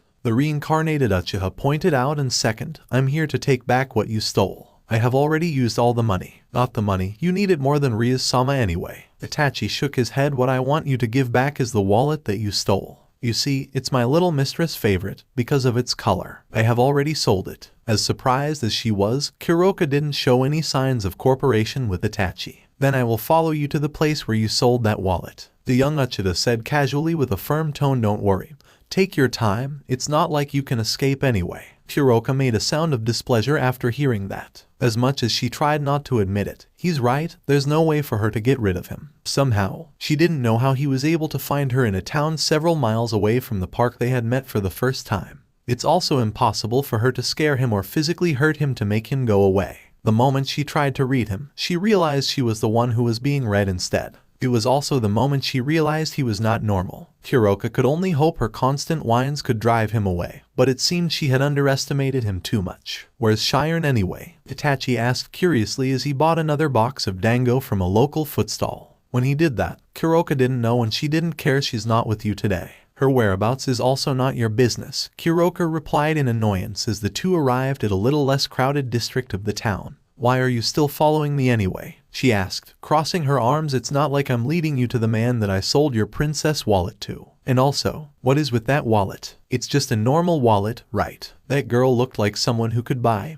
or even ask for thousands of them. Well, first, I know that you're lying, Itachi answered, making Kuroka widen her eyes in surprise. You're quite easy to read, so it's not that hard for me to tell that you're lying. Second, there is nothing special about that wallet. Then, but I will still get it back anyway. Itachi shrugged, and Kuroka had an urge to facepalm. Don't worry, I won't poke my nose into your businesses. Kuroka turned her head around and looked at Itachi strangely. Okay, fine, she said finally. In defeat, I am keeping it at my house. What an annoying brat, she commented in frustration. Alright then, please lead the way, Kuroka-san, Itachi said and quickly caught up to her. What are you anyway? Kuroka asked as she turned around to look at him. My name is Itachi Uchiha and I'm a devil, Itachi introduced with a small smile. And the girl you stole from, her name's Rias Gremory and she's a high-class devil, heiress to the Gremory household. Kuroka dropped her jaw in shock. I guess you don't have much knowledge of the supernatural world, do you? Yeah, you're right. Kuroka nodded her head slowly while cursing in her head another one. Just my luck. Itachi raised an eyebrow at the way Kuroka was acting after he mentioned he was a devil but decided to stay silent for the time being. It didn't take them long to arrive at Kuroka's house, which was a normal-looking, rather plain one-story house. It didn't have many decorations, but overall, it was a decent place for a small family. Well, welcome to my humble place. As soon as Kuroka stepped into the house, her cat ears appeared on the top of her head and tail from behind her back. Oh, so refreshing. Naya, she said and smiled in satisfaction while stretching both of her arms above her head. One Sama, they heard a cheerful shout, and from the inside of the house came Sharon, Kuroka's white-haired sister. She ran toward her sister as fast as could, with a huge smile on her face, but quickly came to a stop when she saw Itachi Uchiha standing behind her sister. It's alright, Sharon-chan, Naya, Kuroka said comfortingly to her sister. He's not here to do anything bad to us. Alright. The younger cat girl nodded her head, but she still looked at Itachi warily. I mean you no harm, Sharon, Itachi said with a small but warm smile. There's no reason for you to be afraid of me. Yeah, except for the fact that you can turn into crows and fly away, Naya. Kuroka removed her shoes and stepped into the house. You wait here while I will go get that stupid wallet for you. She then winked at Sharon. Keep an eye on him, Sharon. If he tried to do anything, kick him between the legs, okay? What are you teaching her? Itachi asked plainly, but ignoring him, Sharon replied to her sister with a nod of her head. Okay. The little white-haired girl then turned her head to Itachi, glaring at him as if she was a guard watching a prisoner in a very cute way. If I were you, I would watch myself around her, Naya. Kuroka meowed mockingly before disappearing into a room at the end of the hallway. Itachi stood there in silence, but sometimes he turned his eyes to glance at Sharon, who was still fiercely staring at him with her large hazel-colored eyes. In normal circumstance, anyone would squeal out in delight and get overwhelmed by the cuteness of an adorable girl trying her best to be scary. But it was only making her even more adorable. Sharon, is it? It's nice to meet you. Itachi decided to break the silence with a simple greeting. Nice house you have here. Much to his expectation, Sharon didn't reply or say anything and kept glaring at him. I mean you no harm, he decided to add and repeated the statement from before. I don't believe you. She finally spoke. Well, you have no reason to. We're strangers. Itachi nodded his head with a smile. My name is Itachi Uchiha, and I'm a devil. His last statement made Sharon widen her eyes in shock, and much to his surprise, she immediately rushed toward him and tried to kick him between his legs. Itachi, with his hands in his pockets, simply raised his right foot and blocked her kick, placing his sole on her ankle. The girl had amazing strength for someone her age, but it's nothing he couldn't handle. Your sister hit it better than you, Sharingan, which isn't a surprise because she's older, Itachi said as he raised his palm to block Sharingan's punch, which she aimed at midsection. Can I ask why you two don't like us? But before Sharingan could say anything to answer his question, Kuroka reappeared in the hallway with Ria's wallet in her hand and walked toward them. Here you go. Kuroka tossed the wallet to Itachi, who caught it with one hand. Can you leave now? She then looked at her sister, who was glaring heatly at Itachi. With just one glance, Kuroka could tell that the glare was different than the one before. What's wrong, Sharingan-chan? Did he do something? He's a devil, one Sama, Sharingan said, pointing her hand at Itachi. He's just like that man. Just like that man. So I'm not the first devil you have met? Itachi asked curiously. But instead of answer his question, Kuroka stepped forward and grabbed his shoulders. You came here for the wallet and you got it, so it's time for you to leave, Kuroka said. She turned him around and tried to push him out of her house. However, Itachi had a different idea, so he placed his hands on the doorframe and stopped himself from getting kicked out by Kuroka, who placed her foot on his back and did her best to force him out of her house. He wanted to know who that devil was because he's definitely a high-class devil that wanted to turn Kuroka into a devil and make her his servant. Hold on, who did you meet? I want to know. Is it really your business? Kuroka said in annoyance. Get out of my house, you little brat. She reached her hand for the doorknob and punched the door open. However, much to Kuroka's surprise, a hand appeared from outside and grabbed the door, stopping it from getting fully opened. It seems you have been a very naughty cat today as well, Kuroka-chan. They heard a voice, and then the door was fully opened. Standing in front of them was a tall, well-built young man with shoulder-length brown hair and matching eyes, dressing in fancy black robe and had a pair of bat-like wings on his back. You, Kuroka said cautiously as she looked at the man after releasing Itachi. Looking behind his shoulder, Itachi could see the nervousness in Kuroka's eyes, and the fear and anger in Sharingan's as the younger cat girl hid behind her sister. What do you want now? Don't ask something like that, Kuroka-chan. You know exactly what I want from you. The man answered with a sly smirk, but then he noticed Itachi and couldn't stop himself from asking, and who are you, young man? My name is Itachi Uchiha. Itachi introduced himself calmly, making the man widen his eyes in surprise. But you might know me as the Queen of Serafal Leviathan Sama. Kuroka gasped in shock, while Sharingan just looked at Itachi in confusion. Oh my, so the Queen of Leviathan is here. It's truly my honor to finally meet you, the man said with a smile before lowering his head. He hid it well, but Itachi could tell that he wasn't pleased. My name is Valor Vapula, and I'm the heir of Vapula household. Itachi nodded his head and shook hand with Valor. What's somebody like you doing in a place like this? I heard you're also Rias Gremory-sama's caretaker. He then glanced at Kuroka. Is there any chance that this girl has managed to catch Leviathan-sama's attention? That's correct, Itachi stated firmly, making Kuroka gasp. Serafal-sama is interested in making Kuroka and her sister her servants. She also wants to take these two in, give them a decent place to live, so I'm here to convince them to come with me to the underworld. How unfortunate for me. I was here to ask her to become my servant too, Valor said in disappointment. But with Serafal Leviathan-sama as my opponent, it seems there's no chance for me to have her now. It's a Mao's wish after all. Valor then continued after turning his eyes to Kuroka. You're a very lucky girl, Kuroka. You and your sister better behave and stop being naughty. Serafal-sama is a Mao after all. There is no need for you to worry about that, Vapula-san. I will personally make sure that she is going to stay on the line. I see. Valor paused for a second before saying, then there's no more reason for me to stay here. It'll take my leave then. He lowered his head. Please send Serafal-sama my best regard. I will. Itachi nodded. Take care, Valor-san. With that, the high-class devil left, using a magic circle on the ground to teleport back to the underworld. There, Itachi smiled as he closed the door and turned around to face the two Nekishu sisters. You two are safe now. Seeing the look on Kuroka's face, Itachi gave a smile. Please tell me that you two don't believe everything I said, Kuroka, Sharingan.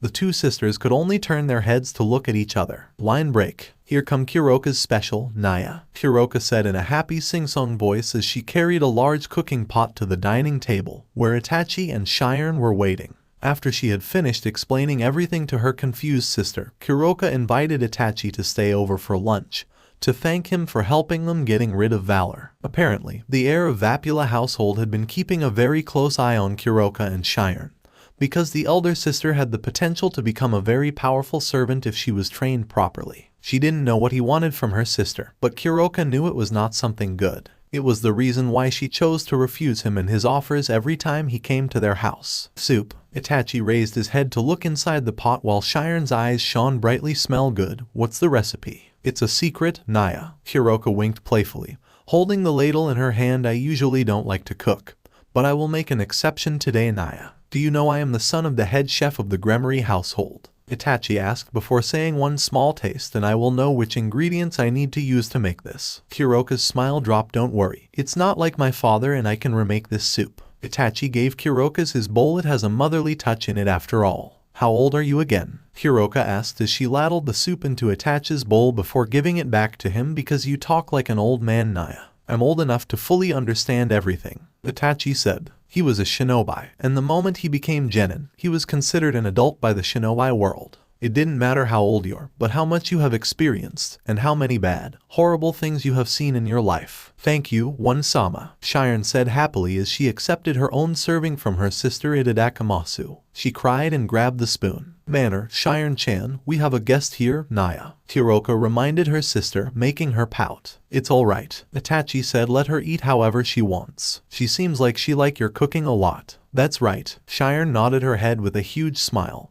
Had come to like him a lot after she knew that he had helped them, viewing him as friend of her and her sister. Kuroka Nisama's cooking is the best. Alright, you're going to make One-chan blush, Kuroka said as she took her seat opposite from Itachi. Let's eat, Naya. After lunch was over, Shiren felt sleepy, so Kuroka took her sister to her room to have a nap, leaving Itachi exploring the house alone. Itachi could see some effects of time inside the house, but Kuroka definitely did her best to keep it in the best condition and make it livable for her and her sisters. Stopping at the living room, the only other room in the two Nekishu sisters' house, Itachi noticed a couple of picture frames on a table. The first one was a picture of a black-haired young girl, a much younger version of Kuroka, standing with a woman who looked a lot like her at the current time, but with white hair instead of black. The second, however, was the picture of Kuroka and Shiren, which was probably taken not too long ago. My mother died giving birth to Shiren. Itachi turned his head and saw Kuroka standing at the door. I'm sorry. It was the only thing he could say. Don't worry, it's alright, Naya. Kuroka smiled. What about your father? He asked curiously, looking at the first picture. I don't see him in these pictures. I have never met him. He left before I was born, Naya. Kuroka shook her head before Itachi could say anything. She continued, but before you start wondering, Shiren is not my half-sister. Apparently, my mother loved that bastard enough to let him knock her up for the second time. But he left once again before I could even know who he was. So, another girl with daddy's issue. I think you should watch your language around Shiren. She's still young, Itachi wisely advised. But Kuroka only giggled anyway. You really love her, don't you? Yeah, she's not just my sister, she's everything to me. Kuroka lowered her eyes and said softly, you know, it's hard for a yaokai like me to find a job around here without getting noticed by the supernatural beings. And after various encounters with Valor in the past, it had become extremely important for them to remain unnoticed, but I did everything I could to raise her properly. Sometimes, I had to resolve around stealing or charming rich men before robbing them blind to pay for our next meal. Kuroka looked down. I am not exactly proud of my life, but I have no regret of my doings. But, well, you remembered when I tried to pickpocket your princess, Shiren was there. Itachi nodded his head. Well, she found out, but guess what? She's not angry at me or anything. Worse, she wanted to help her sister. I tried to convince her out of it, but she tailed me every day. With her sensor ability, it didn't take her long to track me down. So after so many times like that, you decided to give Shiren a try and let her come with you. It was not a question. He had already figured that out long before Kuroka brought up that conversation. It's my only regret. Kuroka nodded head before looking at Itachi. You know, when you said to Valor that you're here to recruit me into Seraphal Leviathan's peerage, I almost wished it was the truth. She smiled. I know who she is, one of the 4 Mao of the underworld. She's rich, and the best thing is that she's not a bastard like that devil. Kuroka chuckled at her own joke. I wouldn't mind becoming her servant so that Shiren can have a better life, and an opportunity to live it to the fullest like children her age. You only think about your sister, don't you? Itachi gave a soft smile, and Kuroka nodded her head. All right, I will see what I can do. His statement made the cat girl widen her eyes in surprise. I don't think Seraphal-sama still has some spare evil pieces in her possession. With her power, one single piece is more than enough to reincarnate you into a devil and turn you into her servant. As long as you manage to get her attention, which I'm sure that you will with my help, she will take you and your sister in. He explained before adding with a smile, but of course, it's your choice. Wow. I don't know what to say, Naya, Kuroka said with a somewhat nervous smile. but with the way her cat ears were twitching, Itachi could tell that she was excited and really liked the idea. Thank you, Itachi. But still, I think I should give you some time to carefully think about it. Itachi reached his hand into his pocket and pulled out a leaflet with the blue symbol of Citri household on it. Here, take this. This is a devil's contract, isn't it? Kuroka accepted it. Yes, call me when you make the final decision. Itachi nodded his head. Even if you don't want to become her servant, you can still make a pact with me to have my service, and I will make sure to give you a 5 or 10% discount. Kuroka pouted and crossed her arms on her chest. I'm a devil after all. All right then, fair enough. Kuroka nodded her head, looking at the magic circle on the leaflet for a moment before she decided to ask him the question she had been wondering since she took Sharingan to her room to sleep. Can I ask why you're doing all this for me, Naya? Do I really need a reason to do this? You need help, so I help you. Itachi answered truthfully. Plus, you reminded me of someone I used to know. Who? It doesn't matter anymore. He shook his head. What important is that you and Sharingan deserve this more than anything else. Kuroka looked at him strangely for a moment before nodding her head. She didn't understand him at all and why he decided to help her and her sister. When she was small, her mother told her that she shouldn't trust strangers, especially someone who suddenly appeared and gave her something she really wanted. Valor Vapula was a perfect example of those someone who suddenly appeared out of nowhere and promised to give her everything she has ever wanted in exchange for her service as his servant. Itachi was also someone like that. However, unlike Valor, she couldn't feel any ill intention from him. Kuroka also couldn't detect any lie in his words either, something she was grateful for because it was the last thing she would want at the moment. Okay then, we will do it your way. Kuroka nodded her head. There's one more thing I would like to ask you. Go ahead. Is it possible for a man to become a queen? Itachi was slightly taken apart by her question,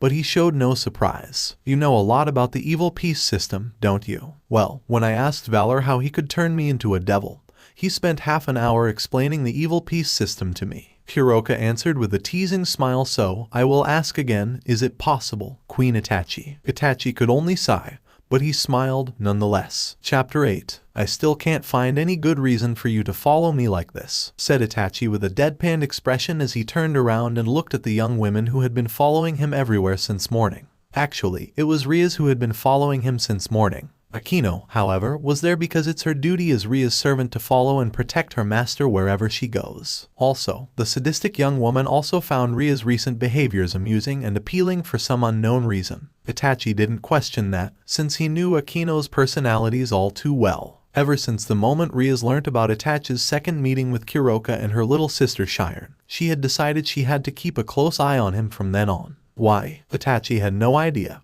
Even after he had spent 2 precious hours of his life, which he could use to train or do something more useful, explaining his reasons to meet Kuroka and her sister, Rias still refused to change her mind. Kuroka was a thief, but she was by no means a bad person, or a bad Nekishu at heart, who only wanted the best for her sister. Also, it wasn't like he's going to meet her again anytime soon, at least, not until she came to her decision and decided to call him. That morning when he headed down to the downtown of the city belonged to Gremory's territory, Rias decided to tail him, dragging Akino with her. However, it didn't take the young Uchiha, formerly Uchiha, more than a few seconds to realize someone had been following him since morning. He had wished it hadn't been Rias, but luck had never been a good friend to him. What? Rias asked, pouting cutely with her hands crossed on her chest, which had become much bigger than most girls her age. Is there anything wrong with me wanting to hang out with you? Of course not, but good, then let's go. The young heiress of Gremory smiled radiantly after that. Do you even know where we are going?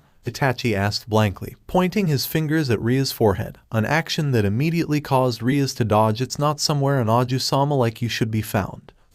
Rias gasped slightly then. Where are we going, Itachi? You are not going to go somewhere illegal, can you? She asked in shock. It's not like that. The black-haired reincarnated Uchiha shook his head. It's just that this place. Well, here we are, see for yourself then, he announced and took a stop, gesturing his hand to the shop in front of them. Rias and Akino both turned their heads to look at the direction he was pointing, and saw themselves standing in front of a medium-sized building. It didn't take them long to realize that they had arrived at a weapon shop. A weapon shop, Akino said as she looked at the panel sign in front of the building, before taking a peek into the place. There weren't many costumers inside, but she could see many weapons, ranging from swords to spears, guns to bows and arrows, coming in different shapes and sizes as well as types. Phew, Rias breathed out a sigh of relief as she put her hand on her chest, causing Itachi to look at her curiously. So you're here to buy weapons, right? She turned to him and asked brightly. Itachi could tell that she was in a much better mood than before, and decided it was wise not to make any question about it. Why didn't you tell me? Surely I can order the best for you. I didn't think about that. But even if I did, I wouldn't want to trouble you, Rias-sama, Itachi said as the trio made their ways into the shop.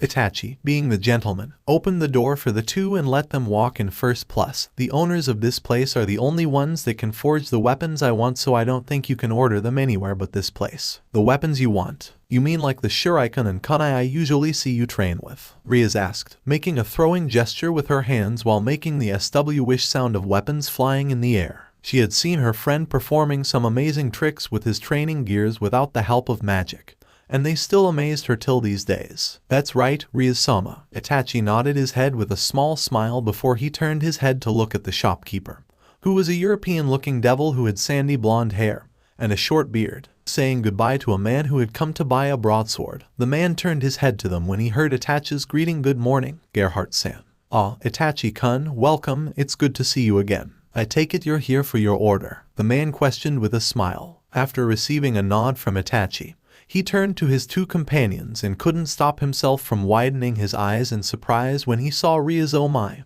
aren't you Lady Rias Gremory of the Gremory household? Indeed I am, Rias answered elegantly, smiling at him. The man immediately bowed his head to greet the high-class she-devil before turning at Akino.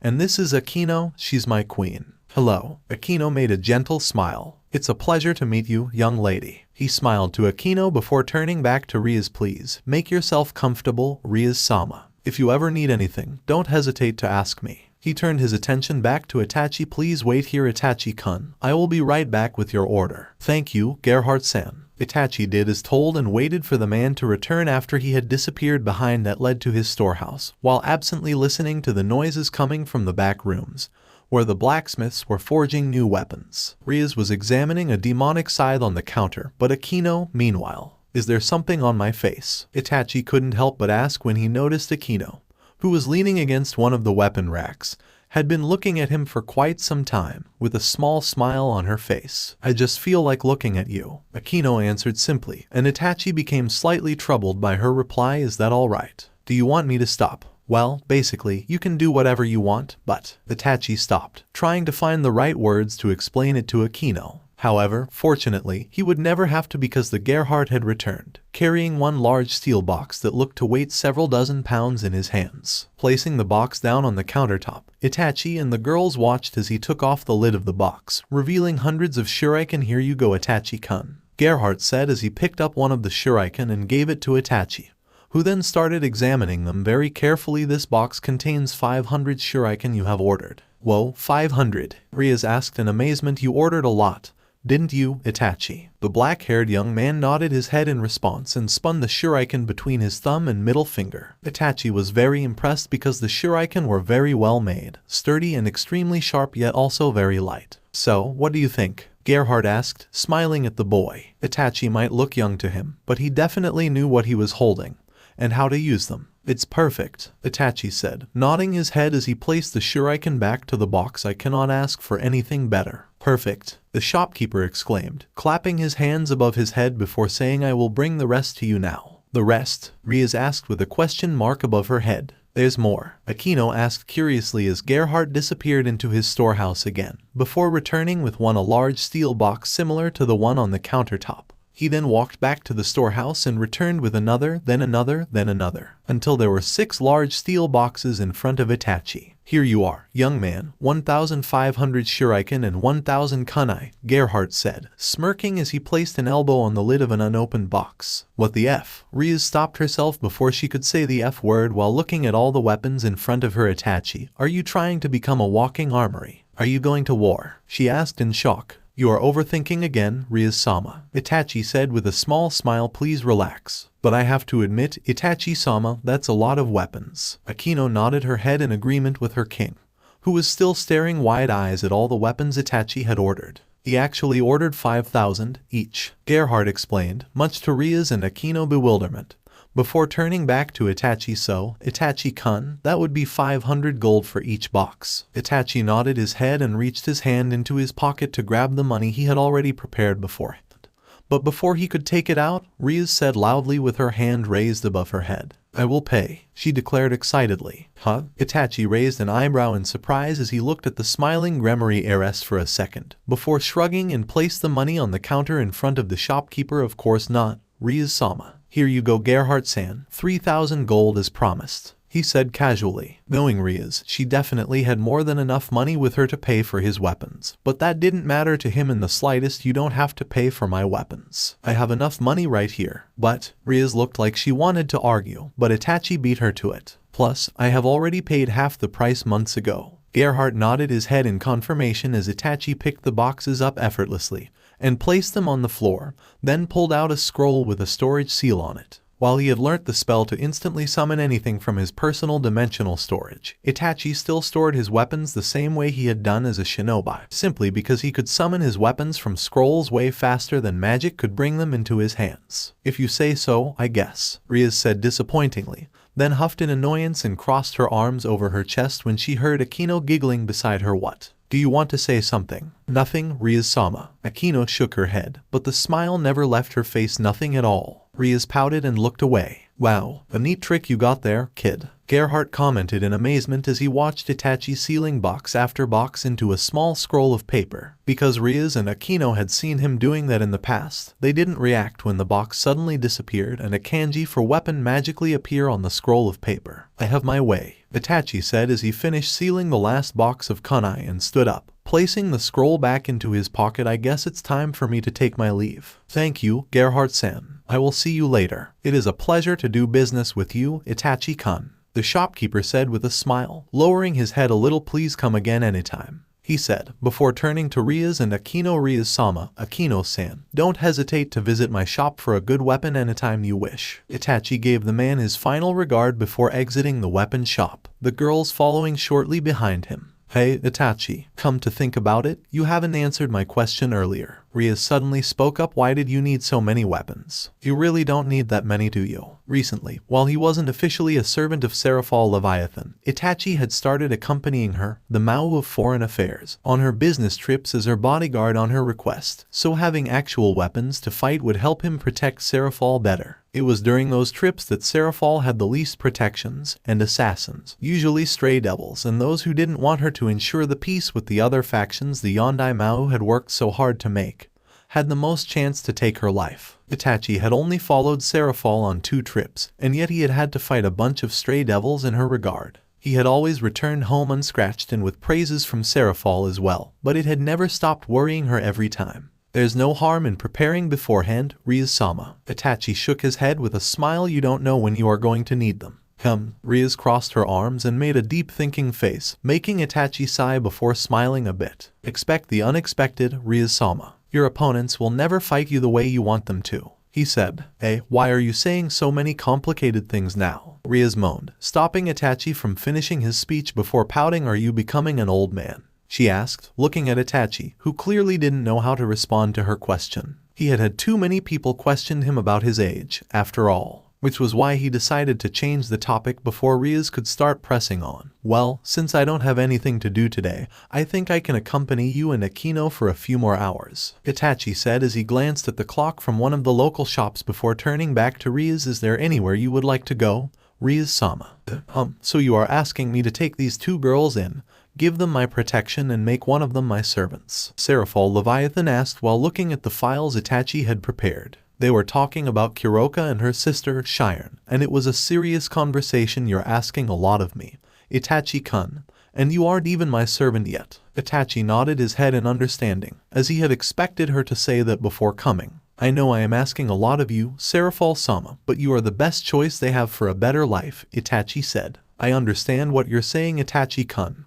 But even so, there are things we have to worry about when I turn them into my servants, Seraphal said as she put the files down, which Itachi had spent 3 hours preparing. After doing a lot of research including eavesdrops and using Sharingan on devils who were close to the high-class devil who wished to make Kuroka his servant, Valor Vapula, the most important thing is they are 2 of the last members of their kind. The Nekishu, known for being the strongest of the Nekomata. The leaders of the Yaokai faction won't be happy if I turn them into devils and make them our own. It's never been easy for me to deal with this kind of problem. Serafal explained, there is also the problem with the public eyes. But you want to make me your servant, don't you? Itachi questioned calmly. I'm literally no one in this society. My parents aren't even famous. But you are the brightest and most promising young devil of this generation, Itachi-kun. Serafal shook her head with a small smile. You exceeded in every subject at school. Beat my sister, who is considered a genius and also shows remarkable skills in magic and combat. You have everything to become a powerful devil in the future. You might not notice, but a lot of high-class devils had set their eyes on you before I told them you had become my servant. The only reason they didn't make their moves was because you usually hung around with Rias, making them think that you'd become her peerage servant. Serafal finished, pausing for a second to sigh before continuing. It's very easy for everyone to accept you as a servant of mine. It won't be easy for people to accept my decision to make Kuroka and Sharingan my servant. But that's easy to take care of. Which brings us back to the first problematic issue with the Yaokai. Serafal finished with a small sigh. None of the things Serafal had said was beyond Itachi's expectation. They were simply nothing but facts. The Evil Pieces was a system that was used to bring back the devil faction's former population, by turning other species into devils serving under pureblood devils. It had been highly against by other factions in the past, but another great war was the last thing any of the three great factions wanted to happen. So the fire had been put down and the Evil Pieces became accepted by other factions, as long as there was no attempt to prepare for war. Even so, powerful figures from many factions had been turned into devils, especially those who were now served under the Mao. It was also worth noting that it hadn't been that easy for them to set things down when a certain leader of Grigori heard about the reincarnation of his daughter, Akino Himejima, under the hands of Rias Gremory, the little sister of Lucifer. Still, everything they were discussing at the moment wouldn't matter in the slightest if Kuroka refused his offer. Should he try to use the Sharingan?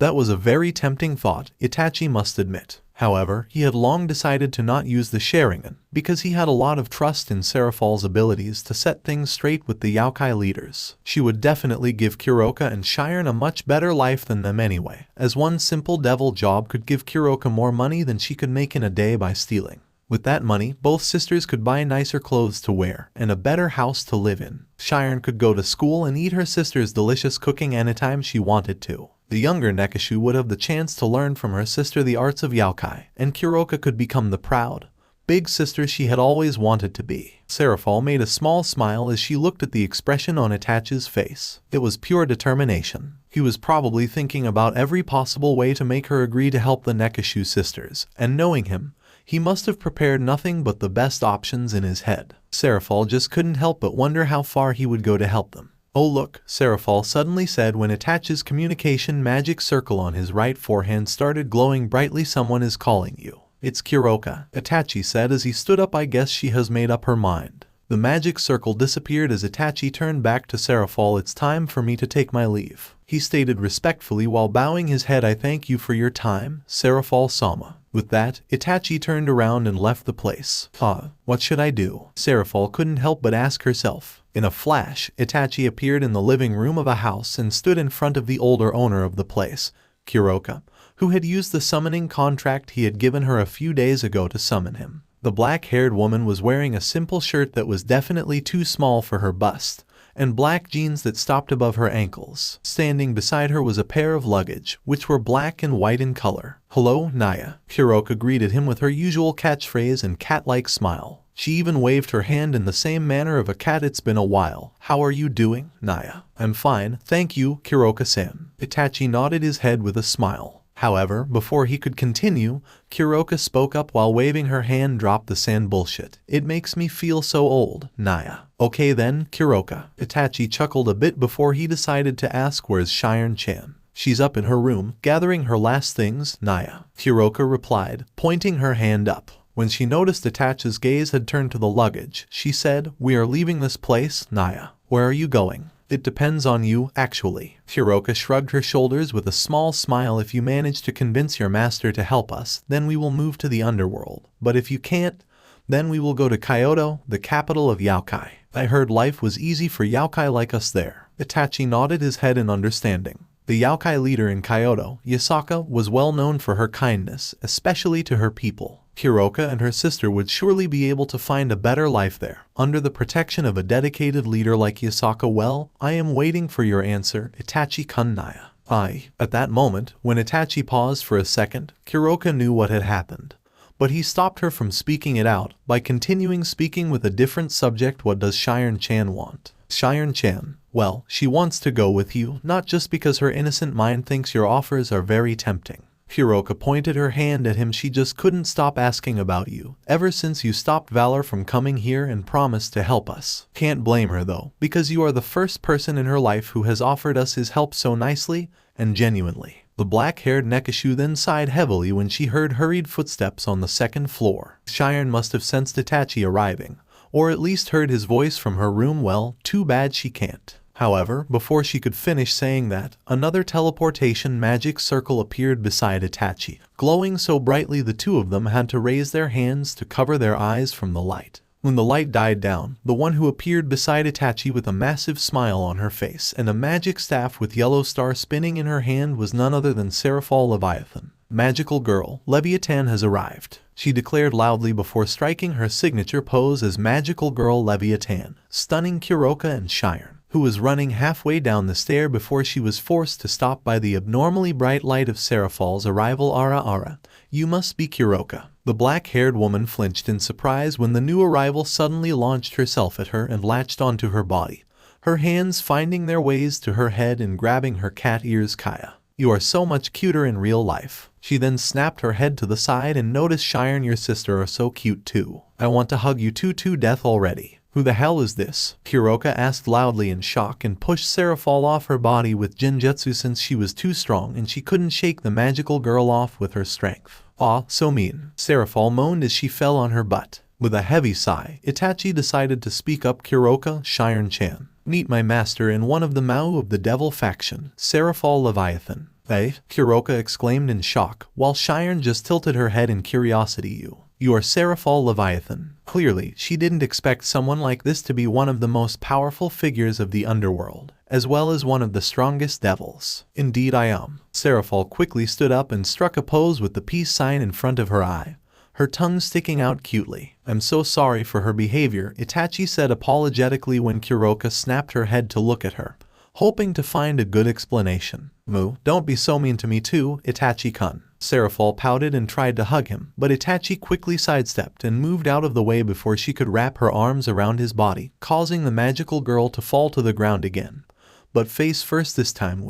Please stop fooling around, Seraphol-sama, Itachi said and offered her his hand, which she took and let him pull her up to her feet as Shiren ran to her sister and stood slightly behind her. What are you doing here, Seraphol-sama? I thought you said. I said it would be hard. Seraphol winked as she extended her hand and waved her index finger in front of his face. I didn't say anything about not helping them, did I? Both Itachi and Kuroka widened their eyes in surprise. Then, that means. But I'm hungry. Let's find something to eat first, Seraphol exclaimed cheerfully as she pushed back Kuroka and made her way into the house. Come on you three. The Leviathan Satan suddenly stopped and turned around, giving them a soft smile that surprised Kuroka. Let's have dinner together for the first time. Line break. Wah, it's so delicious. Seraphol moaned in satisfaction as she finished another bowl of soup and wiped her lips with a small tissue. Can I have another one, please? She requested, extending her arm forward and giving the bowl to Kuroka, who seemed to be in a very good mood, much like her sister, who liked the lively atmosphere Seraphol had brought with her into the house. It was probably the first time she had had dinner with someone aside from her sister as well, so she must be very excited. Yes, Seraphol-sama. Kuroka smiled and accepted the bowl from the cheerful Mao before starting to fill it with the soup she had made since she didn't have anything left to make a decent dinner for 4 people. Shiren-chan, eat a lot and grow into a big girl like me and your sister, okay? Seraphol asked, smiling radiantly at the white-haired little girl, who then cried okay happily in response, causing her sister to give her a soft glare. Good girl. Seraphol giggled while rubbing the girl's head. Here you go, Seraphol-sama, Kuroka said as she handed Seraphol's bowl back to her. Dinner went swiftly after that. Seraphol-sama, Itachi decided to speak up for the first time, having stayed in silence from the beginning. May I ask why you decided to change your mind? Change my mind. From the beginning, I only told you it would be harder than you thought it would, didn't I? Serafal asked, smiling. I didn't say anything about me not doing that. She then turned away with fake tears rolling down her cheeks. Can't believe Itachi thinks so little of me. Relax, Serafal-sama. Itachi gave a soft chuckle. So you are truly willing to go through all the troubles to make Kuroka and Sharingan your servants. It'll be worth it, I am sure. Serafal smiled as she turned to look at Kuroka,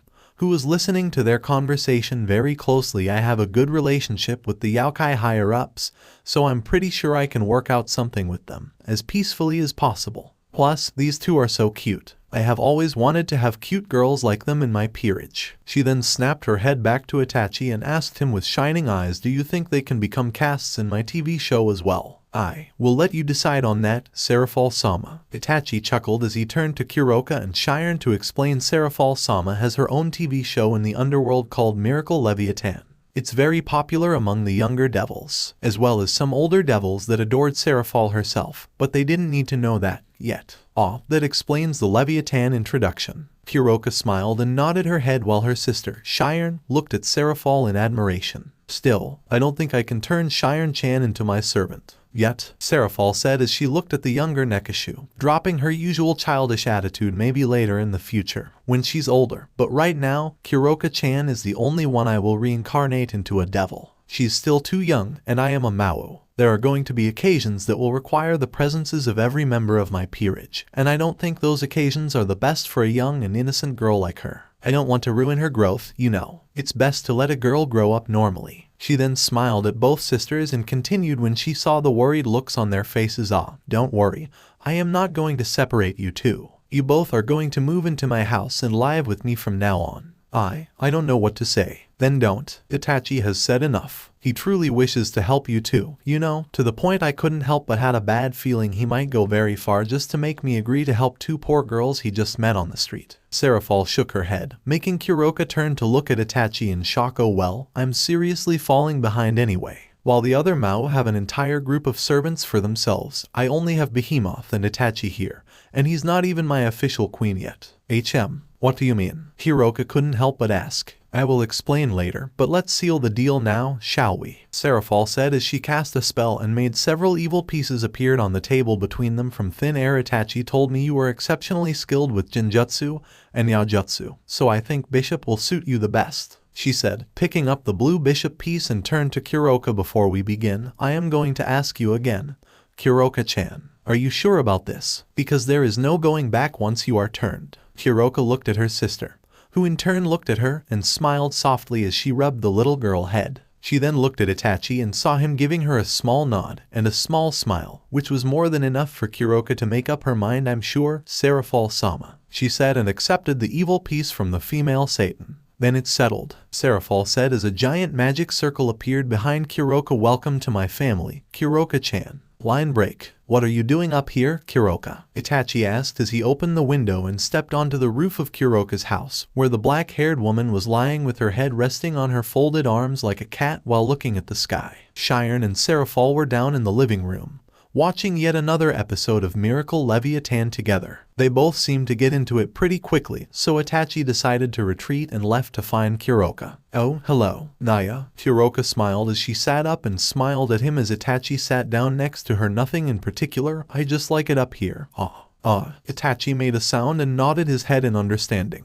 The two sat in silence for a moment before Kuroka spoke up again, smiling softly. Thank you, Itachi, for what you did to me and Sharingan-chan. Naya, I can never repay you enough. She paused, moving a strand of her hair behind her ear before continuing. Whatever reason you have for helping us, whoever I remind you of, it's still thanks to you we can start a much better life from now on. I'm glad that I met you that day. You mean pickpocketed? Itachi asked calmly, but with a teasing smile, which Kuroka saw when she turned her head to look at him. It's not that bad, is it? Rias Aju-sama is filthy rich anyway, isn't she? The black-haired Nekashu started giggling while waving her hand at him when Itachi looked at her meaningfully for a moment without saying anything. Don't worry, I will work my hardest to return that money back to her then. But how much did I take anyway, Naya? Kuroka asked thoughtfully while recalling her memory. Is it 10 or 20,000? I can't remember the exact number. Well, it's 30,000, but you don't have to. However, before Itachi could finish his sentence, Kuroka leaned her body forward and pressed her lips against his cheek, kissing him for 2 seconds before pulling back. Her actions stunned Itachi, and even with all of his experiences, Itachi couldn't hide his surprise when he turned to look at her in question. "I'd say you deserve a lot more than that, Naya." Kuroka meowed with a cute smile while moving her knuckle like gently scratching its face.